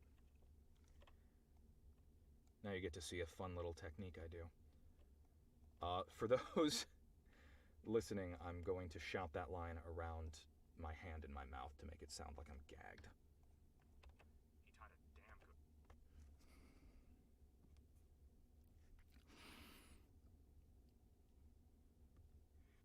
Oh, wait. I need to start that further back so it can read me in. A Boy Scout. He tied a damn good knot. "You are going to jail, asshole!" Blaze cried into the shirt, in desperation as she felt him oh, wait, no. That dialogue tag's emphasis was wrong. Okay. Blaze cried into the shirt in desperation as she felt him finish with her ankles. Jack flipped her over again, his face strained with anxiousness. "I'm not going to hurt you," he said again, almost a babble. "Just want to talk, okay? Iron some things out, nothing more than that." Then, as if her 6'4", 200-pound frame weighed no more than a carry-on backpack, he flipped her over a muscular shoulder and started carrying her back to the lodge. Blaze flailed and kicked as best as she could, but she might as well have been batting at a bear with a feather for all the effect it had on him. Jack took her up the porch steps, stepped inside the threshold, and after scanning the woods beyond the yard nervously, yanked the door shut behind them. As soon as they were alone in the gloomy basement, Blaze felt a lump of dread forming in her gut. She stopped kicking, knowing she was probably going to need her strength. He walked over to the wall beside the wood stove. Across the room, she noticed from a roughly beastie-sized hole in the drywall... Oh, wait. That needs to be... He walked over... She was probably going to need her strength. He walked over to the wall beside the wood stove. Across the room, she noticed, from a roughly beastie-sized hole in the drywall, and set her down on the floor with surprising gentleness. Then he stood up and scratched at the back of his neck, swallowing hard. "Jesus," he muttered. "But that gives me the willies." He seemed to shake himself, then peered out the window nervously. "This is where he rapes me, takes my valuables, and buries me in the hill," Blaze thought, realizing for the first time where Bill and Susan Olsen had most likely disappeared off to. The elderly couple who had owned the sleeping lady before her were probably even then buried out in the woods somewhere, rotting in their nice, neat little graves. Instead of ripping off her clothes, however, Jack squatted in front of her almost carefully, his green eyes cautious. He cleared his throat. "You, really didn't have any idea what I was talking about, did you?" She glared at him over the gag. "I'm gonna pull the shirt out of your mouth," Jack said. "But don't scream, all right? You're all right. Nobody's hurt. I haven't assaulted you and buried you in a hill. Let's just talk about this like reasonable adults, all right?" Blaze's heart thundered at his last comment, and she felt her nostrils flare as she tried to get enough air. For a moment, Jack looked to have second thoughts. Then, reluctantly, he leaned forward and freed the gag from her mouth. "You are so dead!" Blaze blurted. Jack froze, looking somewhat unnerved. "Oh? Why's that?" "When the police find out about this," Blaze began, "you're going to prison for the next 30 years. Kidnapping, assault." "The police," Jack scoffed, and the complete disdain with which he did so shut her up. Blaze hesitated. The wind thoroughly swept from her sails with the realization that he absolutely did not care what the Alaska State Troopers had to say about his little misdeeds. Probably because he planned on going down in a blazing shotgun battle on his back porch. Jack leaned closer and tilted his head to the side as he peered at her, like a wild animal giving her a closer inspection. He made a couple gentle sniffs of the air between them, then frowned. "You've got no one else coming for you, do you?" The certainty with which he said it made Blaze go utterly stiff. "Bruce Rogers and his wife know exactly where I am. My realtor knows I bought this place. And if I turn up missing..." He waved a dismissive hand. "No. I mean friends, family, kin." He was watching her again, giving her the feel she was blessed with the full attention of a wary predator. "Yep. Definitely a serial killer. I have tons of friends and family," Blaze lied. "And they're all scheduled to show up next week." He eyed her a moment. "You're alone." Stated like that. So blatantly. Blaze felt her prepared lies shrivel up and die. She turned her head and scrutinized the wood stove, trying to hold back tears. Crying, she had learned long ago, only made things worse. Jack sat down, just out of kicking range, and drew his knees up. Throwing his bulky arms across his knees, he leaned his chin on his forearms and studied her. For long moments, neither of them spoke. Blaze eventually began to get creeped out by the stalker-like stare he was giving her, and to hide her bone-crunching terror, snarled, "What are you looking at?" Jack flinched. Then softly, he said, "You ain't got no family? Nobody who knows you're up here?" "Just kill me already," Blaze muttered to the stove. Just at the edge of her vision, Jack seemed to flinch. "Now, hold on a second, love. Nobody's gonna go killing nobody. I'm just trying to figure out..." He hesitated. "Well, I'm just trying to figure out what's going on, is all." Blaze's jaw dropped open, and she turned to frown at him. "You're trying to figure out what's going on." Yeah," Jack said. "What are you doing out here, anyway?" She stared at him until he started to fidget with a hole in his jeans. Finally, she found the ability to say, "I'm trying to start a fishing lodge, something you obviously took offense to." She looked him up and down, trying to decide if she could convince him to let her call Lance and fly back to town. She decided probably not.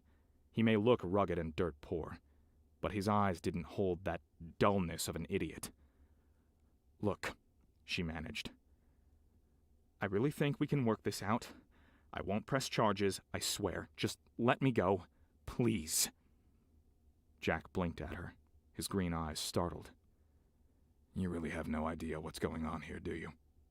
"You're on some pretty wicked drugs," Blaze said. Jack raised an eyebrow at her. He winced, then swallowed, glancing again at the floor. Then, clearing his throat, he looked back up at her and said, "Okay. How about we try this another way? You saw what happened a few minutes ago." He gestured at the shattered door, the gaping hole in the drywall. "Just what do you think you're dealing with here?" He sounded, for all the world, like a friend engaging in a pleasant debate with her. "Cocaine, most like," Blaze said. "Though I never heard of it making your eyes go funky, so I'm thinking probably a combo drug." Jack scratched the back of his neck again, sweat breaking out on his forehead. "Shit," Blaze laughed. "What, I pegged you?" "No," he muttered. I just made a total ass out of myself. Was it the crack or the LSD? Blaze asked sweetly. Honey, Jack growled. I'm a wereverine. Blaze's confusion must have shown because he quickly added, a wereverine that's managed to keep his head low for a century and a half. And then this happens. He gave her a worried frown. I don't know why, but you just set off about every alarm trigger I've got. And my instincts are pretty damn good. Alarm trigger? Blaze asked. I didn't think this place had an alarm system. He slapped his forehead into a hand, dragged his fingers down his face. Then peering at her through his fingers, he said, I'm not human. Do you need another demonstration? Blaze remembered the wet fangs as his tongue had slid across her throat, and she laughed nervously. No thanks. Whatever he thought he was, she wasn't surprised. She'd heard of plenty of guys who thought they were birds when they jumped out the windows of skyscrapers high on some new wonder drug. He raised a brow. You sure? 'Cause I'm getting the general idea you don't believe me. Blaze glanced at the shattered door and the hole in the drywall, then thought of how fast he would have had to run to catch up with her long legs. She swallowed and shook her head. Okay, Jack said, watching her. I'm not human. You okay with that part so far? She nodded quickly, wondering what kind of drug could make teeth grow. Oops, I punched the iPad again. Right after chat told me not to do that, too.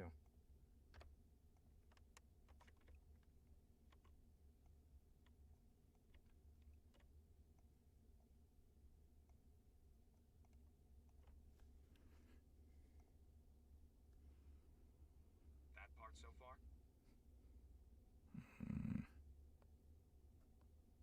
No, you know what? That didn't sound like Jack when I did that. Let me do that voice again.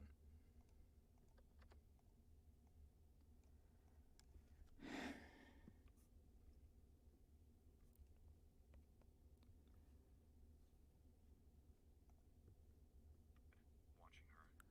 I'm not human. You okay with that part so far? She nodded quickly, wondering what kind of drug could make teeth grow. Or maybe that was just some residual hallucinogenic smoke that she had picked up off of him. Hell, maybe the prior residents had been some sort of die-hard druggies that had thoughtfully left the smell of 20 years of narcotics embedded in the very walls of the place. All right, Jack said, taking a deep breath. Then he swore, seeming to deflate. I never thought... He groaned and slapped his forehead back into his hand. Shit! Blaze waited, not quite sure what to make of the crazy woodsman on crack. He didn't really sound mentally impaired, and if anything sounded anxious about his latest blunder. Maybe there was hope for him? She was pretty sure that most of his swan-diving buddies were still convinced of their own avian ancestry a split second before impact. I've never told somebody that wasn't one of the people, Jack said. You're, the first mortal I've entrusted. He chuckled nervously. Well, been stupid enough to tell in about 400 years. You know, Blaze said softly, I can get you some help. Jack narrowed his green eyes at her. They have centers for this sort of thing, Blaze insisted. Really, there's one downtown. Okay, Jack said, seemingly coming up with a new line of attack. We both agree I'm not human, and that I can prove it to you, again, if you need another look. Blaze snorted. No, I'm fine. He peered at her, seemingly coming to a decision. Actually, I don't think so. I'm gonna get right up close, give you another good look. Don't get scared or scream. It'll only piss me off. All right? Blaze made a nervous laugh. I don't need another look, but he was already changing shape, his body becoming larger, hairier, more hunched. She watched brown and gold fur push through his skin as his face elongated and sprouted fangs like something out of a horror movie. He crawled toward her on all fours like a mutated bear, and she heard the sound of talons on the concrete as he moved. Then he was right there. The light of the window above her head illuminating the rabid features, the slitted eyes, the carnivorous teeth, the long, silky fur. Whatever it was, it wasn't drugs. "Oh my God," she whispered, her head slamming into the wall behind her as she tried to work her spine through the masonry. Oh wait, now that needs to sound a little more desperate. Like she's trying to do something impossible to escape that situation.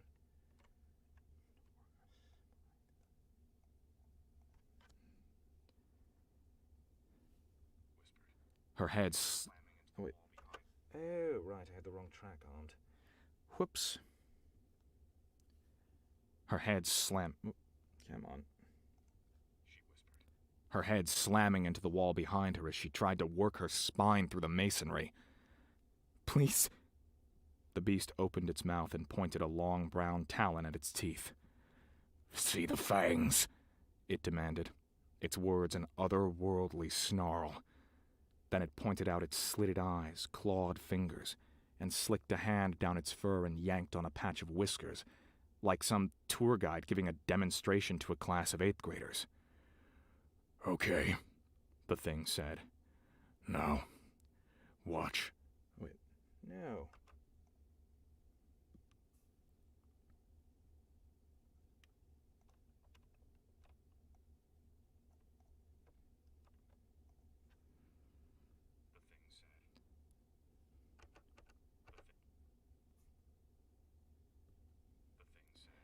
"Now, watch this." He jabbed a hairy finger back at his mouth. As she watched, 2 more layers of teeth sank down through the gum line in both the top and bottom jaw, pointed backwards toward its throat. Crimson started. And I need to. Yeah, cool.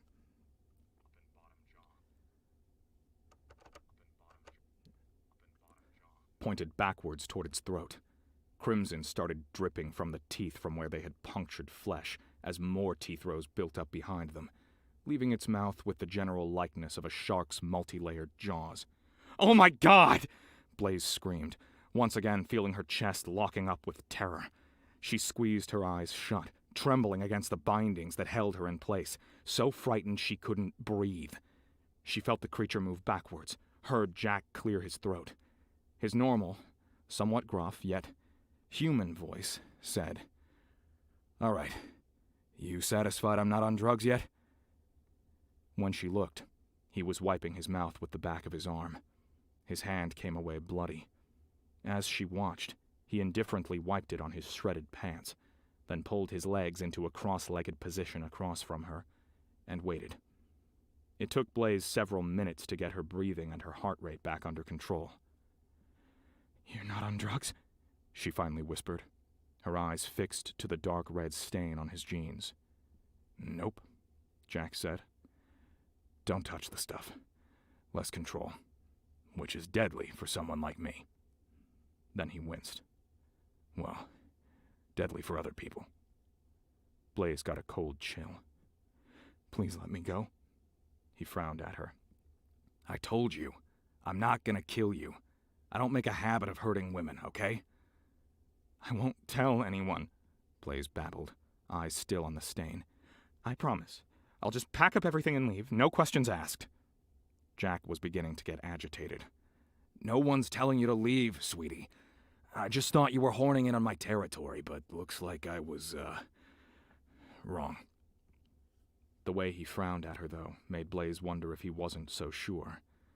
After a moment, Jack delicately offered, "Is there anything special about yourself that you want to tell me, considering what I've shown you?" Blaze stiffened, thinking of the feather her father had willed to her. "For you, Blaze, may you someday discover its true value." 100 different, priceless artifacts in her father's house, and he had given her a damn feather. Jack tensed, his big shoulders tightening in muscular knots as his knuckles whitened on his knees. "What is it?"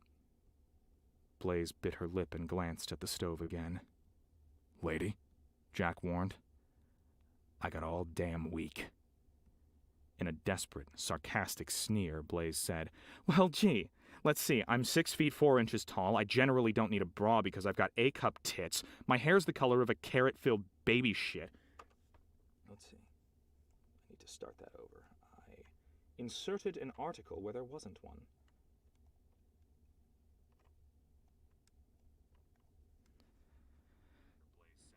Well, gee, let's see. I'm 6 feet 4 inches tall. I generally don't need a bra because I've got A-cup tits. My hair's the color of carrot-filled baby shit. And my feet are somewhere between a size 14 and a size 72, as you so thoughtfully pointed out this afternoon. She laughed, a wretched cackle of despair that tore at her chest, and then looked away, staring at the wall because staring at him was scaring the shit out of her. She whispered, What do you want? Jack's chuckle sounded just as miserable and full of despair as her own. Truthfully, to be able to take back the last hour and pretend it never happened. I can do that, Blaze said, quickly swiveling to face him. Just let me go. I'll go get on a plane, and you'll never see me again. Jack gave her a flat look. Do I look stupid to you? Blaze looked him up and down. You look like you could use a few $1,000s to buy groceries. Let's say 10? Jack hesitated, still out of kicking range. I can make it 15, Blaze whispered. That's as much as I can afford. She had already dumped massive quantities of her capital into the state-of-the-art sprinkler system that the bank financing her pretty... Bank. I don't know why. I said back, but I did. All right, here we go. She had already dumped massive quantities of her capital into the state-of-the-art sprinkler system that the bank financing her pretty new fishing lodge had made as part of the requirement to signing the loan. If she dumped any more than $15,000 on this bastard, she wouldn't have enough to get the lodge running. How old are you? Jack asked, completely ignoring her question. Blaze frowned. 25. Why? He winced. Around the same time as that last Mount Redoubt eruption, right? How the hell would I know? Jack took a deep breath, then sighed and tilted his head back against the wall. Shit! Shit what?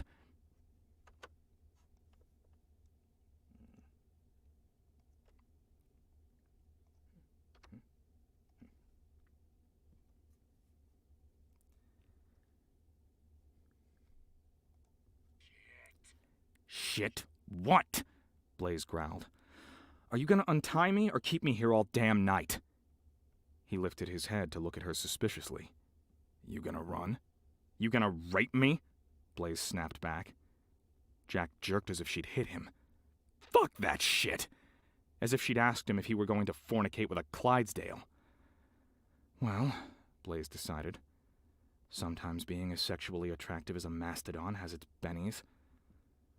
So what do we do now? Blaze growled.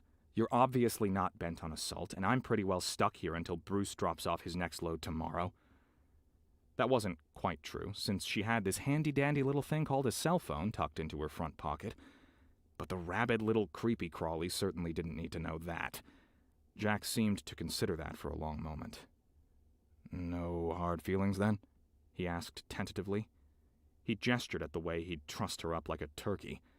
And in case she hadn't fully understood his meaning, he considerately added, For tying up your hippo ass?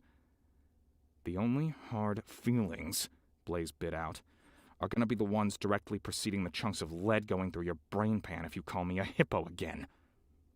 She may be tied up and helpless, and roughly the size of Paul Bunyan, but as her mother had often insisted, there were some things that a woman simply did not tolerate said to her. By the anger suddenly coursing through Blaze's veins in hot, fiery waves, giving her the sudden desire to wrap her manly hands around the creep's neck and choke the life out of him, Hippopotamus, it seemed, was one of them. Jack gave her a long look, then got up, turned his back to her, and went through the beastie-sized hole in the wall into her room. A moment later, she heard thumps and rustling as he went through her things. "What are you doing?" Blaze shouted. She heard a metal snap. Then Jack came back carrying 2 pieces of the revolver. He dropped them on the floor beside her feet. Gesturing at the ruined weapon, he said, "We don't have a problem with bears in the area. They stay out of my territory. And I don't really feel like being shot." He bared his teeth at her when he added, "It hurts, and I often like to return the favor." Blaze's mouth was hanging open. The metal hadn't snapped at a weak point. He had broken it in half at the very middle of the gun, cylinder and all. She could still see the finger impressions left in the steel. All she could think to say was, that was a Colt. Her father had assured her that nothing, not even getting kicked around in the woods, would hurt a Colt. "Good gun," Jack agreed. "But like I said, I don't like getting shot. I'll buy you another one when I'm sure you're not going to point it at my head and pull the trigger." "Oh, don't worry about that," Blaze muttered, staring at the fingerprints in her gun. "I was really looking forward to living in the bush. Dreamed all my life of being self-sufficient, went into business, had pretty big hopes, but you convinced me, okay? I'm getting the hell out of here just as soon as you let me up. I'll have the realtor put this back up for sale and move on. There's plenty of other places in the woods. I'll just find a spot that doesn't have something," her eyes locked at his bloody pant leg, "nasty in it." "Good luck finding one of those," Jack said.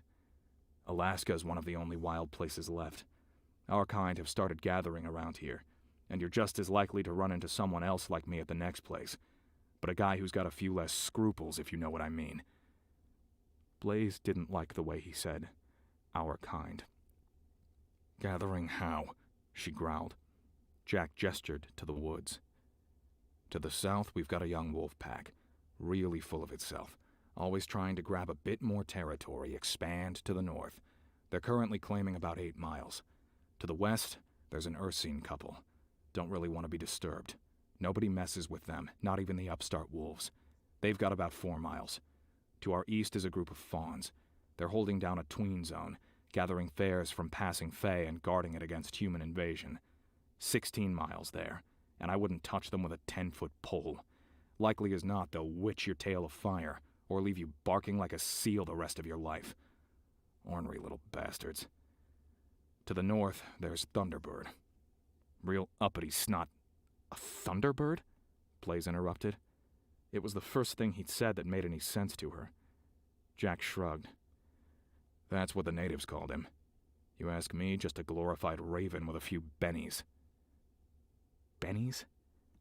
Blaze felt like she'd stepped into the Twilight Zone. "Weather witching, that sort of thing." Blaze nodded, having absolutely no idea what he was talking about. "North of him, we're not really sure, because the arrogant shit won't let anyone cross his territory, and it covers like 50 square miles."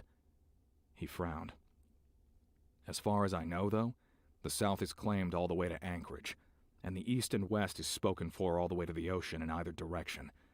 I know the land in and around the Brooks Range is taken too. Mostly dragons up there, though. They like to stay away from humans as much as possible, and caribou tastes real nice roasted." Dragons. Blaze wondered if she'd swallowed some bad lake water. Could she have gotten sick that quickly? Alaskan water did have some nasties in it to put Mexico to shame. Beaver fever, baby. She wriggled, trying to judge just how bad off she was. She didn't feel like she had a temperature, but then again, she couldn't really check with her arms tied behind her goddamn back. She ended her struggles irritatedly, settling on glaring at him instead. Jack peered at her, looking thoughtful. "You said you didn't get cold?" "Don't change the subject," Blaze snapped. "You said dragons? And untie me, damn it, my wrists hurt." He shrugged, completely ignoring her complaints.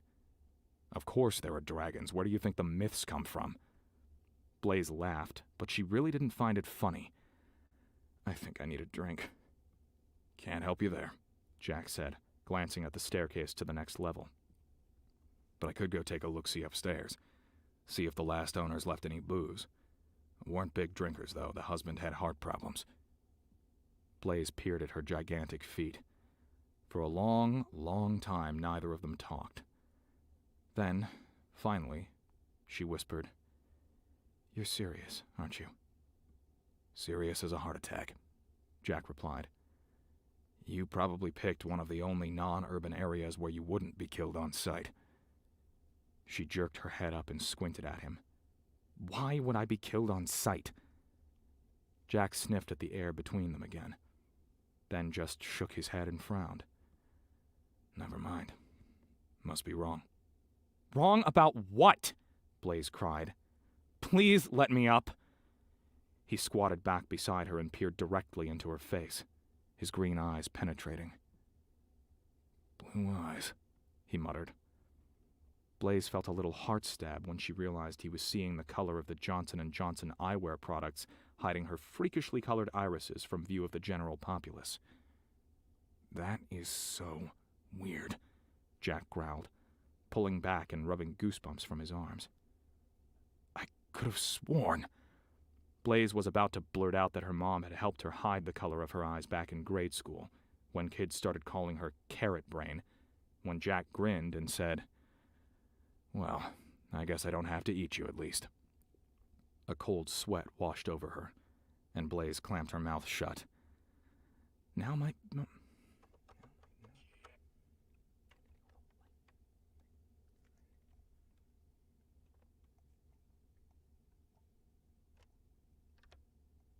Coming up close to the end of the chapter, and then I'll come back and say hi. Her mouth shut. Her mouth shut. Her mouth shut. Now might not be such a good idea to tell the lycanthropic woodsman you're wearing contacts, Blaze thought, cringing back against the wall behind her. She flinched when he rubbed his hairy arms again, sure he was going to figure it out, revert back to that thing, and eat her. Still peering at her like a guy in the park puzzling over a chessboard, Jack growled, But shit, a smell like that? You sure there ain't nothing about you that I need to know about, sister? Blaze thought again of the feather, delivered in a heavy, locked metal case that could have withstood a nuclear bomb detonating on top of it. It had been like nothing she had ever seen before. Definitely avian, but with no air-catching capabilities whatsoever. The red, orange, yellow tendrils had seemed to float on the wind, much like an ostrich's. And the color, it almost shimmered. A dye job, maybe? Blaze hadn't even gotten the courage to pull the damn thing out of its custom-fitted case. She'd just gotten all excited at the thick metal box, inserted the little metal key the lawyer had given her, all expectant and hopeful, lifted the lid, seen her father had given her a feather and willed the rest of his millions to charity, and then shut the lid to go contemplate life. She hadn't opened it again after that, though it had clearly occupied a nagging corner of her mind ever since, almost like the damn thing had wanted her to pick it up. But that was stupid. Anything strange about you? Jack prodded gently. The nosy little shit. Something you haven't told anyone else, maybe? For a breathtaking moment, meeting his sincere green eyes, Blaze almost told him. Then that refreshing wave of self-preservation snapped back into place, and she scrambled to come up with something that would throw him off the scent. You mean beyond the obvious? Blaze growled. Sorry, let me think. Oh, okay, here's one. 'Cause I'm so damn huge, I need to use extra-large maxi pads. Don't believe me? I brought about a half-dozen boxes with me.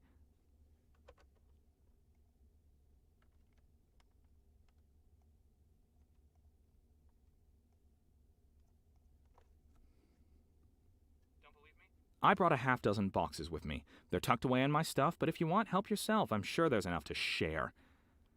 Jack narrowed his eyes at her. All right, sugar, Jack said. You said you're a businesswoman. So, let's talk business. She lifted her head to glare at him. It would be easier for me to talk business if I wasn't sitting on the floor bound at the wrists and ankles, being intimidated by a hairy little man with an attitude problem. Sarcasm, Jack growled, is not going to make this go any smoother, sweetling. You have me tied up in the basement of my own house, Blaze cried. Please tell me how that's supposed to make things go smoothly, you asshole.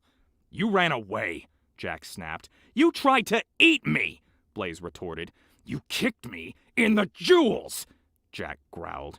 You slobbered on my neck. That actually seemed to make the grumpy little man look somewhat abashed. I was just getting a little taste, Jack muttered, picking at the floorboards between his feet. Trying to figure out. He jerked his head up and peered at her again, then shook it. Never mind. Frankly, Toots, I need your assurance you're not going to run off and blow this thing way out of proportion if I let you go. And the alternative? Blaze gritted. Jack's green eyes narrowed. I don't let you go. Then gee, Blaze said. Give me a few months to think about that. Jack shrugged. You figure it out. I'll be upstairs sweeping up squirrel shit. And, good as his word, he stood up, wandered over to a dusty closet, pulled out a broom, and proceeded to climb the stairs. Blaze heard his heavy footsteps creaking around on the floorboards above her. Blaze waited until she was pretty sure he was well into the groove of things, then lifted her butt, hunched over, and pushed her long, gangly arms over her ass. Drawing her legs through her arms, she pulled her wrists out in front of her.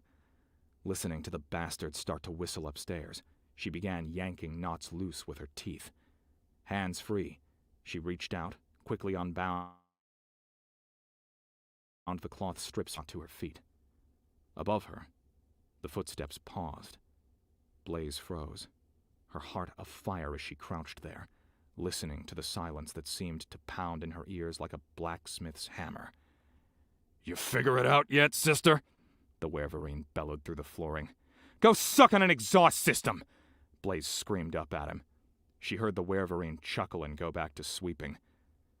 With the utter surety that her mechanic probably had the ears of a German shepherd, Blaze began to make the agonizingly slow creep across the basement to the back door. The only door, she knew, that wasn't boarded up from the outside. I told you, I got all week, the wereverine shouted in between whistling. The moon-kissed live a long time, honey. You decide to stop being unreasonable, you just let me know. After what seemed like an eternity, Blaze reached the back door, but stood beside it, froze in terror, staring at the latch. Actually, you know what? For some reason, I don't think he's in wereverine form for that. I told you.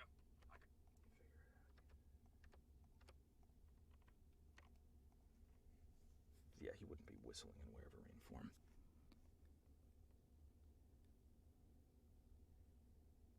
You figure it out yet, sister?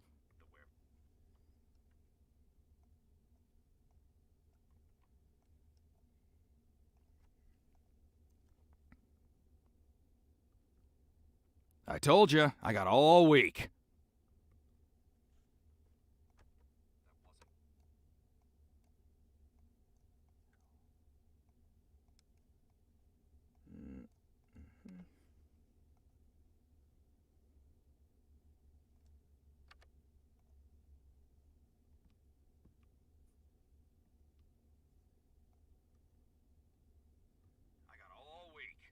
The wereverine shouted in between whistling. The moon-kissed live a long time, honey. You decide to stop being unreasonable, you just let me know. After what seemed like an eternity, Blaze reached the back door, but stood beside it, frozen in terror, staring at the latch.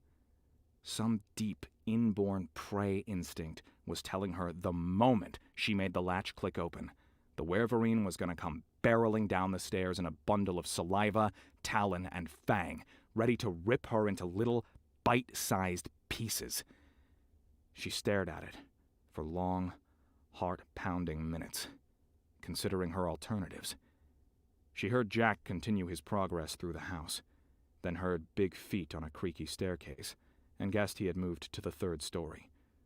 Holding her breath, Blaze touched the door and carefully twisted the knob. Upstairs, Jack resumed his whistling, much more muted now. There was a tiny, insignificant click that almost left Blaze in a seizure. Then the door swung ever so slightly inward. Biting her lip, Blaze glanced up the stairs, then slowly inched the door open until she could fit her unwieldy body through it.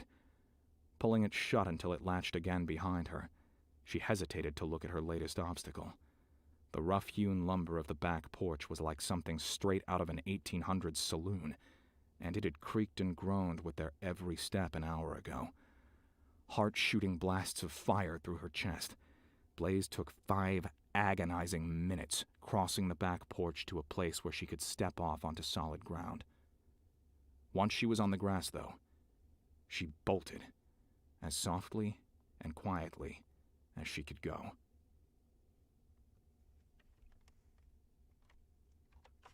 Hey, chapter 1 done. Good stuff. That was a lot of fun. All right.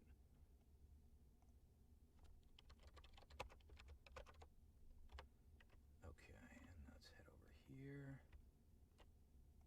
All right, knocked out 93 minutes in about 2 hours. That is not bad.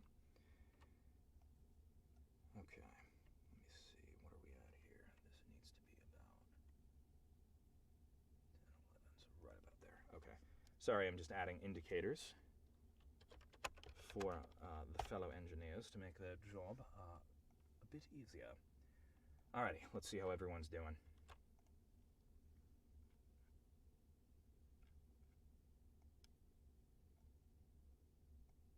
Oh, thank you for the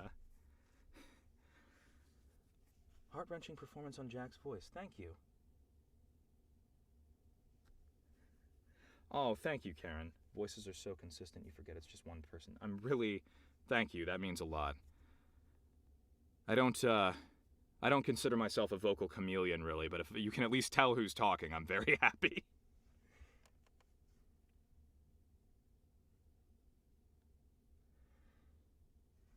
Alright, let me see. Oh, sick. Alright, Friendly Neighborhood Wereverine isn't a long chapter, so we can do a Jack perspective chapter before we wrap up the YouTube session. And then later tonight, after I do a bunch of other stuff for a couple of other projects, I've got to record some corrections and stuff, I'll come back and we can try to knock out another big one.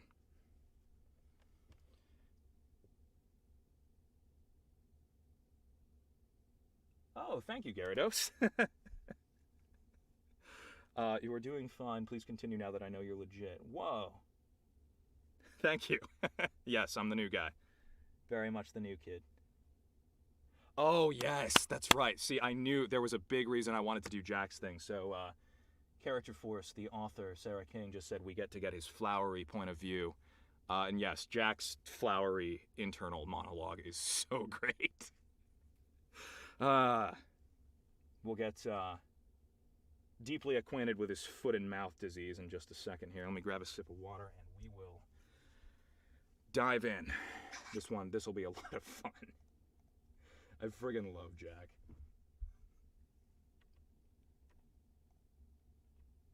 Okay, where am I? Right there. I absolutely love Jack. Okay. Beautiful. Yeah, might wanna hit the save buttons there, Zach. You don't wanna lose that work, do you? Awesome. All right. So,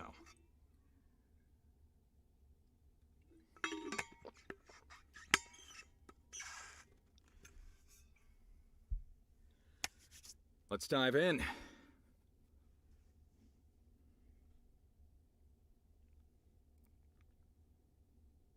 Chapter 2.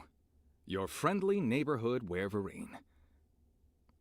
Jack puttered around aimlessly, his heart still hammering from sheer proximity to the sleek, fire-haired beauty he had trussed up in the basement. Like some long-legged Aphrodite clipped straight out of the pages of a damn swimsuit magazine. Except she came with a complimentary wave of goosebumps that crawled up his limbs whenever he made contact. Goosebumps that gave his heart tremors and made the predator in him start panting. Touching her hand in that first handshake, Jack had felt that insane rebel side of him, that usually hibernating side with a built-in death wish that got turned on by near and imminent danger, start awake and take notice. It had only gotten that revved up a grand total of 4 times in the past, and each time it had been the start of a long, tumultuous, utterly breathtaking, sizzlingly exciting love affair that had ended in 4 deaths. 4 horrible, pain-ridden murders at the hands of strangers, alone and afraid when he should have protected them.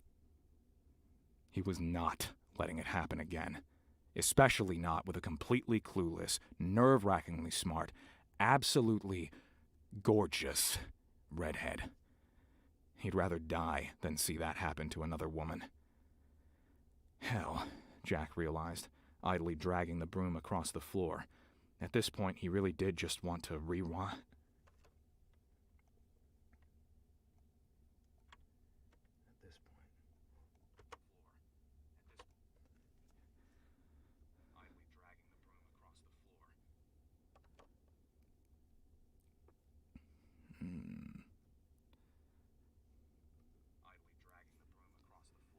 At this point, he really did just want to rewind the last 3 hours and start over. If she decided not to cooperate, maybe the Fae could concoct something for him that would erase a couple days for her. Just tilt your head back and drink this, sweetie, and all your problems will go away. He didn't want trouble. And the way she made his hair stand on end, and his heart thunder in his chest. Hell, he'd be happy to wash his hands of the whole mess and head back to his house and forget she even existed. But how do you explain that to a girl whose biggest concern was that you just sprouted fangs and slitty eyes? She was probably going to sing to the tabloids the first chance she got. Damn it! Fighting the lingering tingles in his chest, Jack paced with the broom in his hand, trying desperately to think of what he was going to do if his new neighbor decided not to cooperate. He hated using Fae magics on people. It felt dirty. Besides, the buggering little bastards always exacted an exorbitant price for their services, and he could just see himself.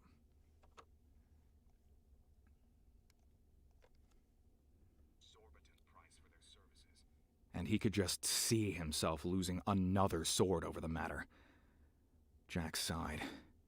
He wasn't gonna kill her, much as that would simplify his life. But if she went singing to the authorities, he was gonna have to pack up and find some other territory to call home. And after living in the same place since 1893, the longest he'd managed to live in one place since he'd been created, he was rather reluctant to just pack up his stuff and leave. Damn it! He once again cursed himself for being a rash, impatient fool. He could have gone weeks, hell, years, watching the elegant little bird from a distance, trying to scope out the situation before revealing himself to her. If he had to, at all. To all appearances, she had absolutely no idea what she'd been getting into when she stepped onto his land. And here I thought she was trying to pick a fight. Jack cursed himself again. Then, pausing to listen to the basement, sighed again at the ringing silence of the lodge. "Look, boss," he called. "This ain't really gonna change nothing between us. I mean, hell, I'll still work for you and all that. I just want you to promise you're not gonna run off and tell the world you got a wereverine living in your backyard, that's all." Her silence that followed made Jack's eyes narrow. Wait a minute. Oh no, I have to read that part again. He called. It didn't record.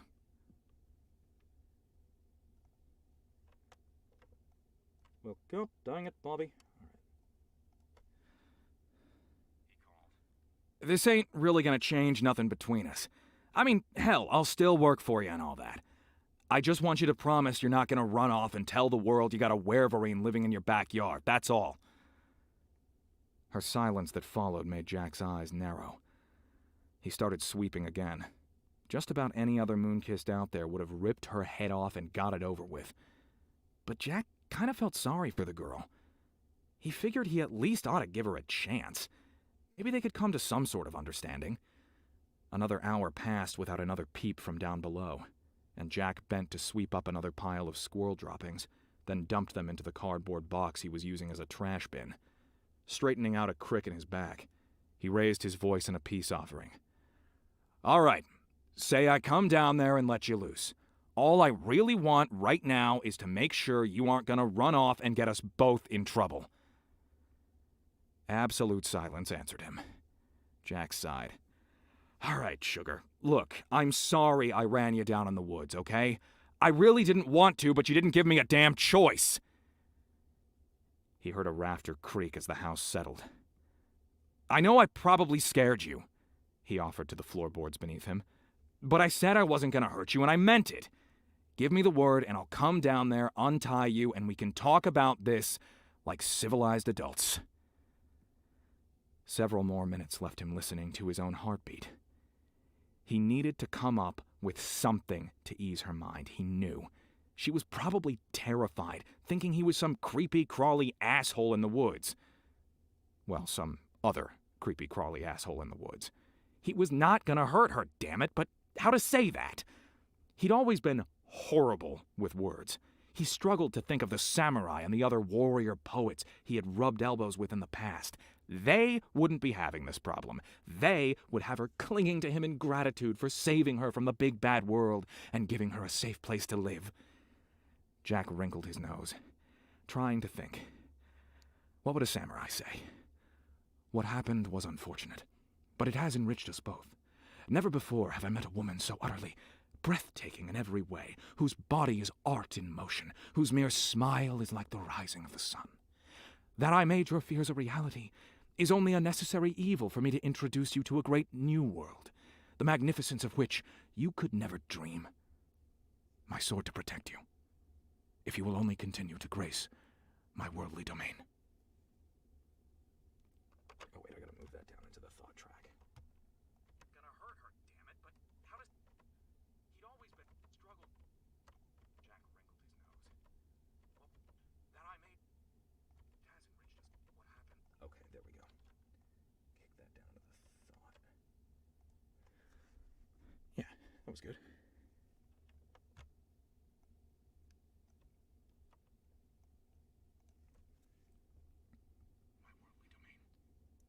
Yeah, that was good. Jack listened for a moment, collecting his thoughts. Then he awkwardly cleared his throat. He started. What happened was but the first step in a long path towards surrender. Our souls to become one, our worlds mingled to face this new day. What happened was... Jack grimaced as it all vanished on him again. What happened was a turning of the wheel of fate, a great dune in the sands of time. Stop being a damned unreasonable little broad and agree already, Jack blurted. I don't like this any more than you do. She taunted him with her silence. Jack bristled. Fine! You just stay down there. Maybe I'll go home and drink a couple beers while I decide what I'm gonna do with you. She said nothing. The uppity city snot. Growling, Jack started dragging the broom across the floor again.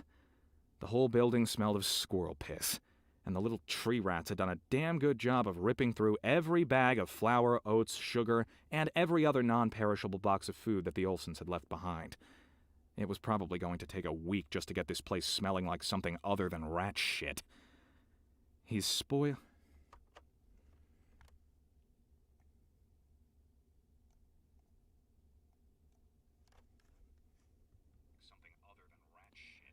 His spoiled, primpy, rich, pampered new boss might not mind, but he had a very sensitive nose, and he'd always found the smell of rodent particularly unattractive. Then a part of him demanded, Why do you care? It's not like you're going to be living here. He wrinkled his nose. He supposed he could be doing more productive things with his time than cleaning up his new neighbor's squirrel shit. He really didn't want to go back downstairs, though. Hell, if she didn't answer him, he was probably going to curl up on one of the dusty mattresses and spend the night staring at the ceiling, wondering just how he was going to unfuck this particular disaster. It ain't getting lighter any... ain't getting any lighter.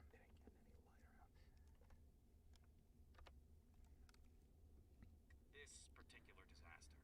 It ain't getting any lighter outside, sweet cheeks, Jack called, dumping another load of droppings into the cardboard box. You might as well stop wasting both our time and start listening to reason, 'cause you ain't going nowhere till I've said my piece." She didn't reply. Growling, Jack finished sweeping the kitchen pantry and, slapping the broom down against the wall, went off down the side hall to start checking the plumbing station. Thankfully, after a quick inspection, he found that the Olsons had apparently drained their system rather efficiently before taking off for town. None of the porcelain had been cracked, and all the faucets had been run dry. After he'd checked every bathroom in all 12 rooms, Jack went to the big windowed prow on the top floor of the lodge and started yanking dust covers off of the furniture and wadding them into a big pile in his frustration. He knew he was avoiding the basement and the gigantic problem that it contained, but he was too old to really give a crap. Finally, once Jack couldn't think of anything else to do without a tool belt, and he was well and truly tired of sweeping up squirrel shit, he marched back down to the top of the stairs and shouted into the basement, "What the hell are you trying to accomplish with a damn silent treatment, you ham-fisted hippo?" That seemed to have worked rather well to get her attention last time, so he thought he could expect a similar response. Instead, the lodge all but hummed with silence. Narrowing his eyes, Jack decided it was time to go make sure his new neighbor hadn't asphyxiated herself on that pretty orange hair of hers. He got the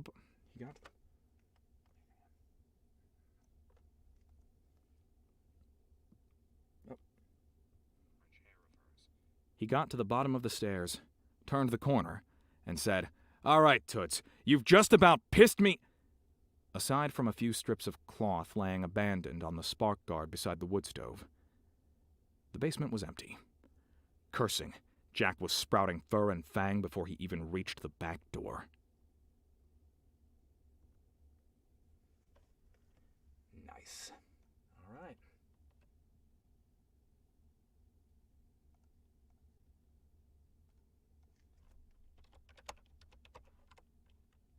Beautiful.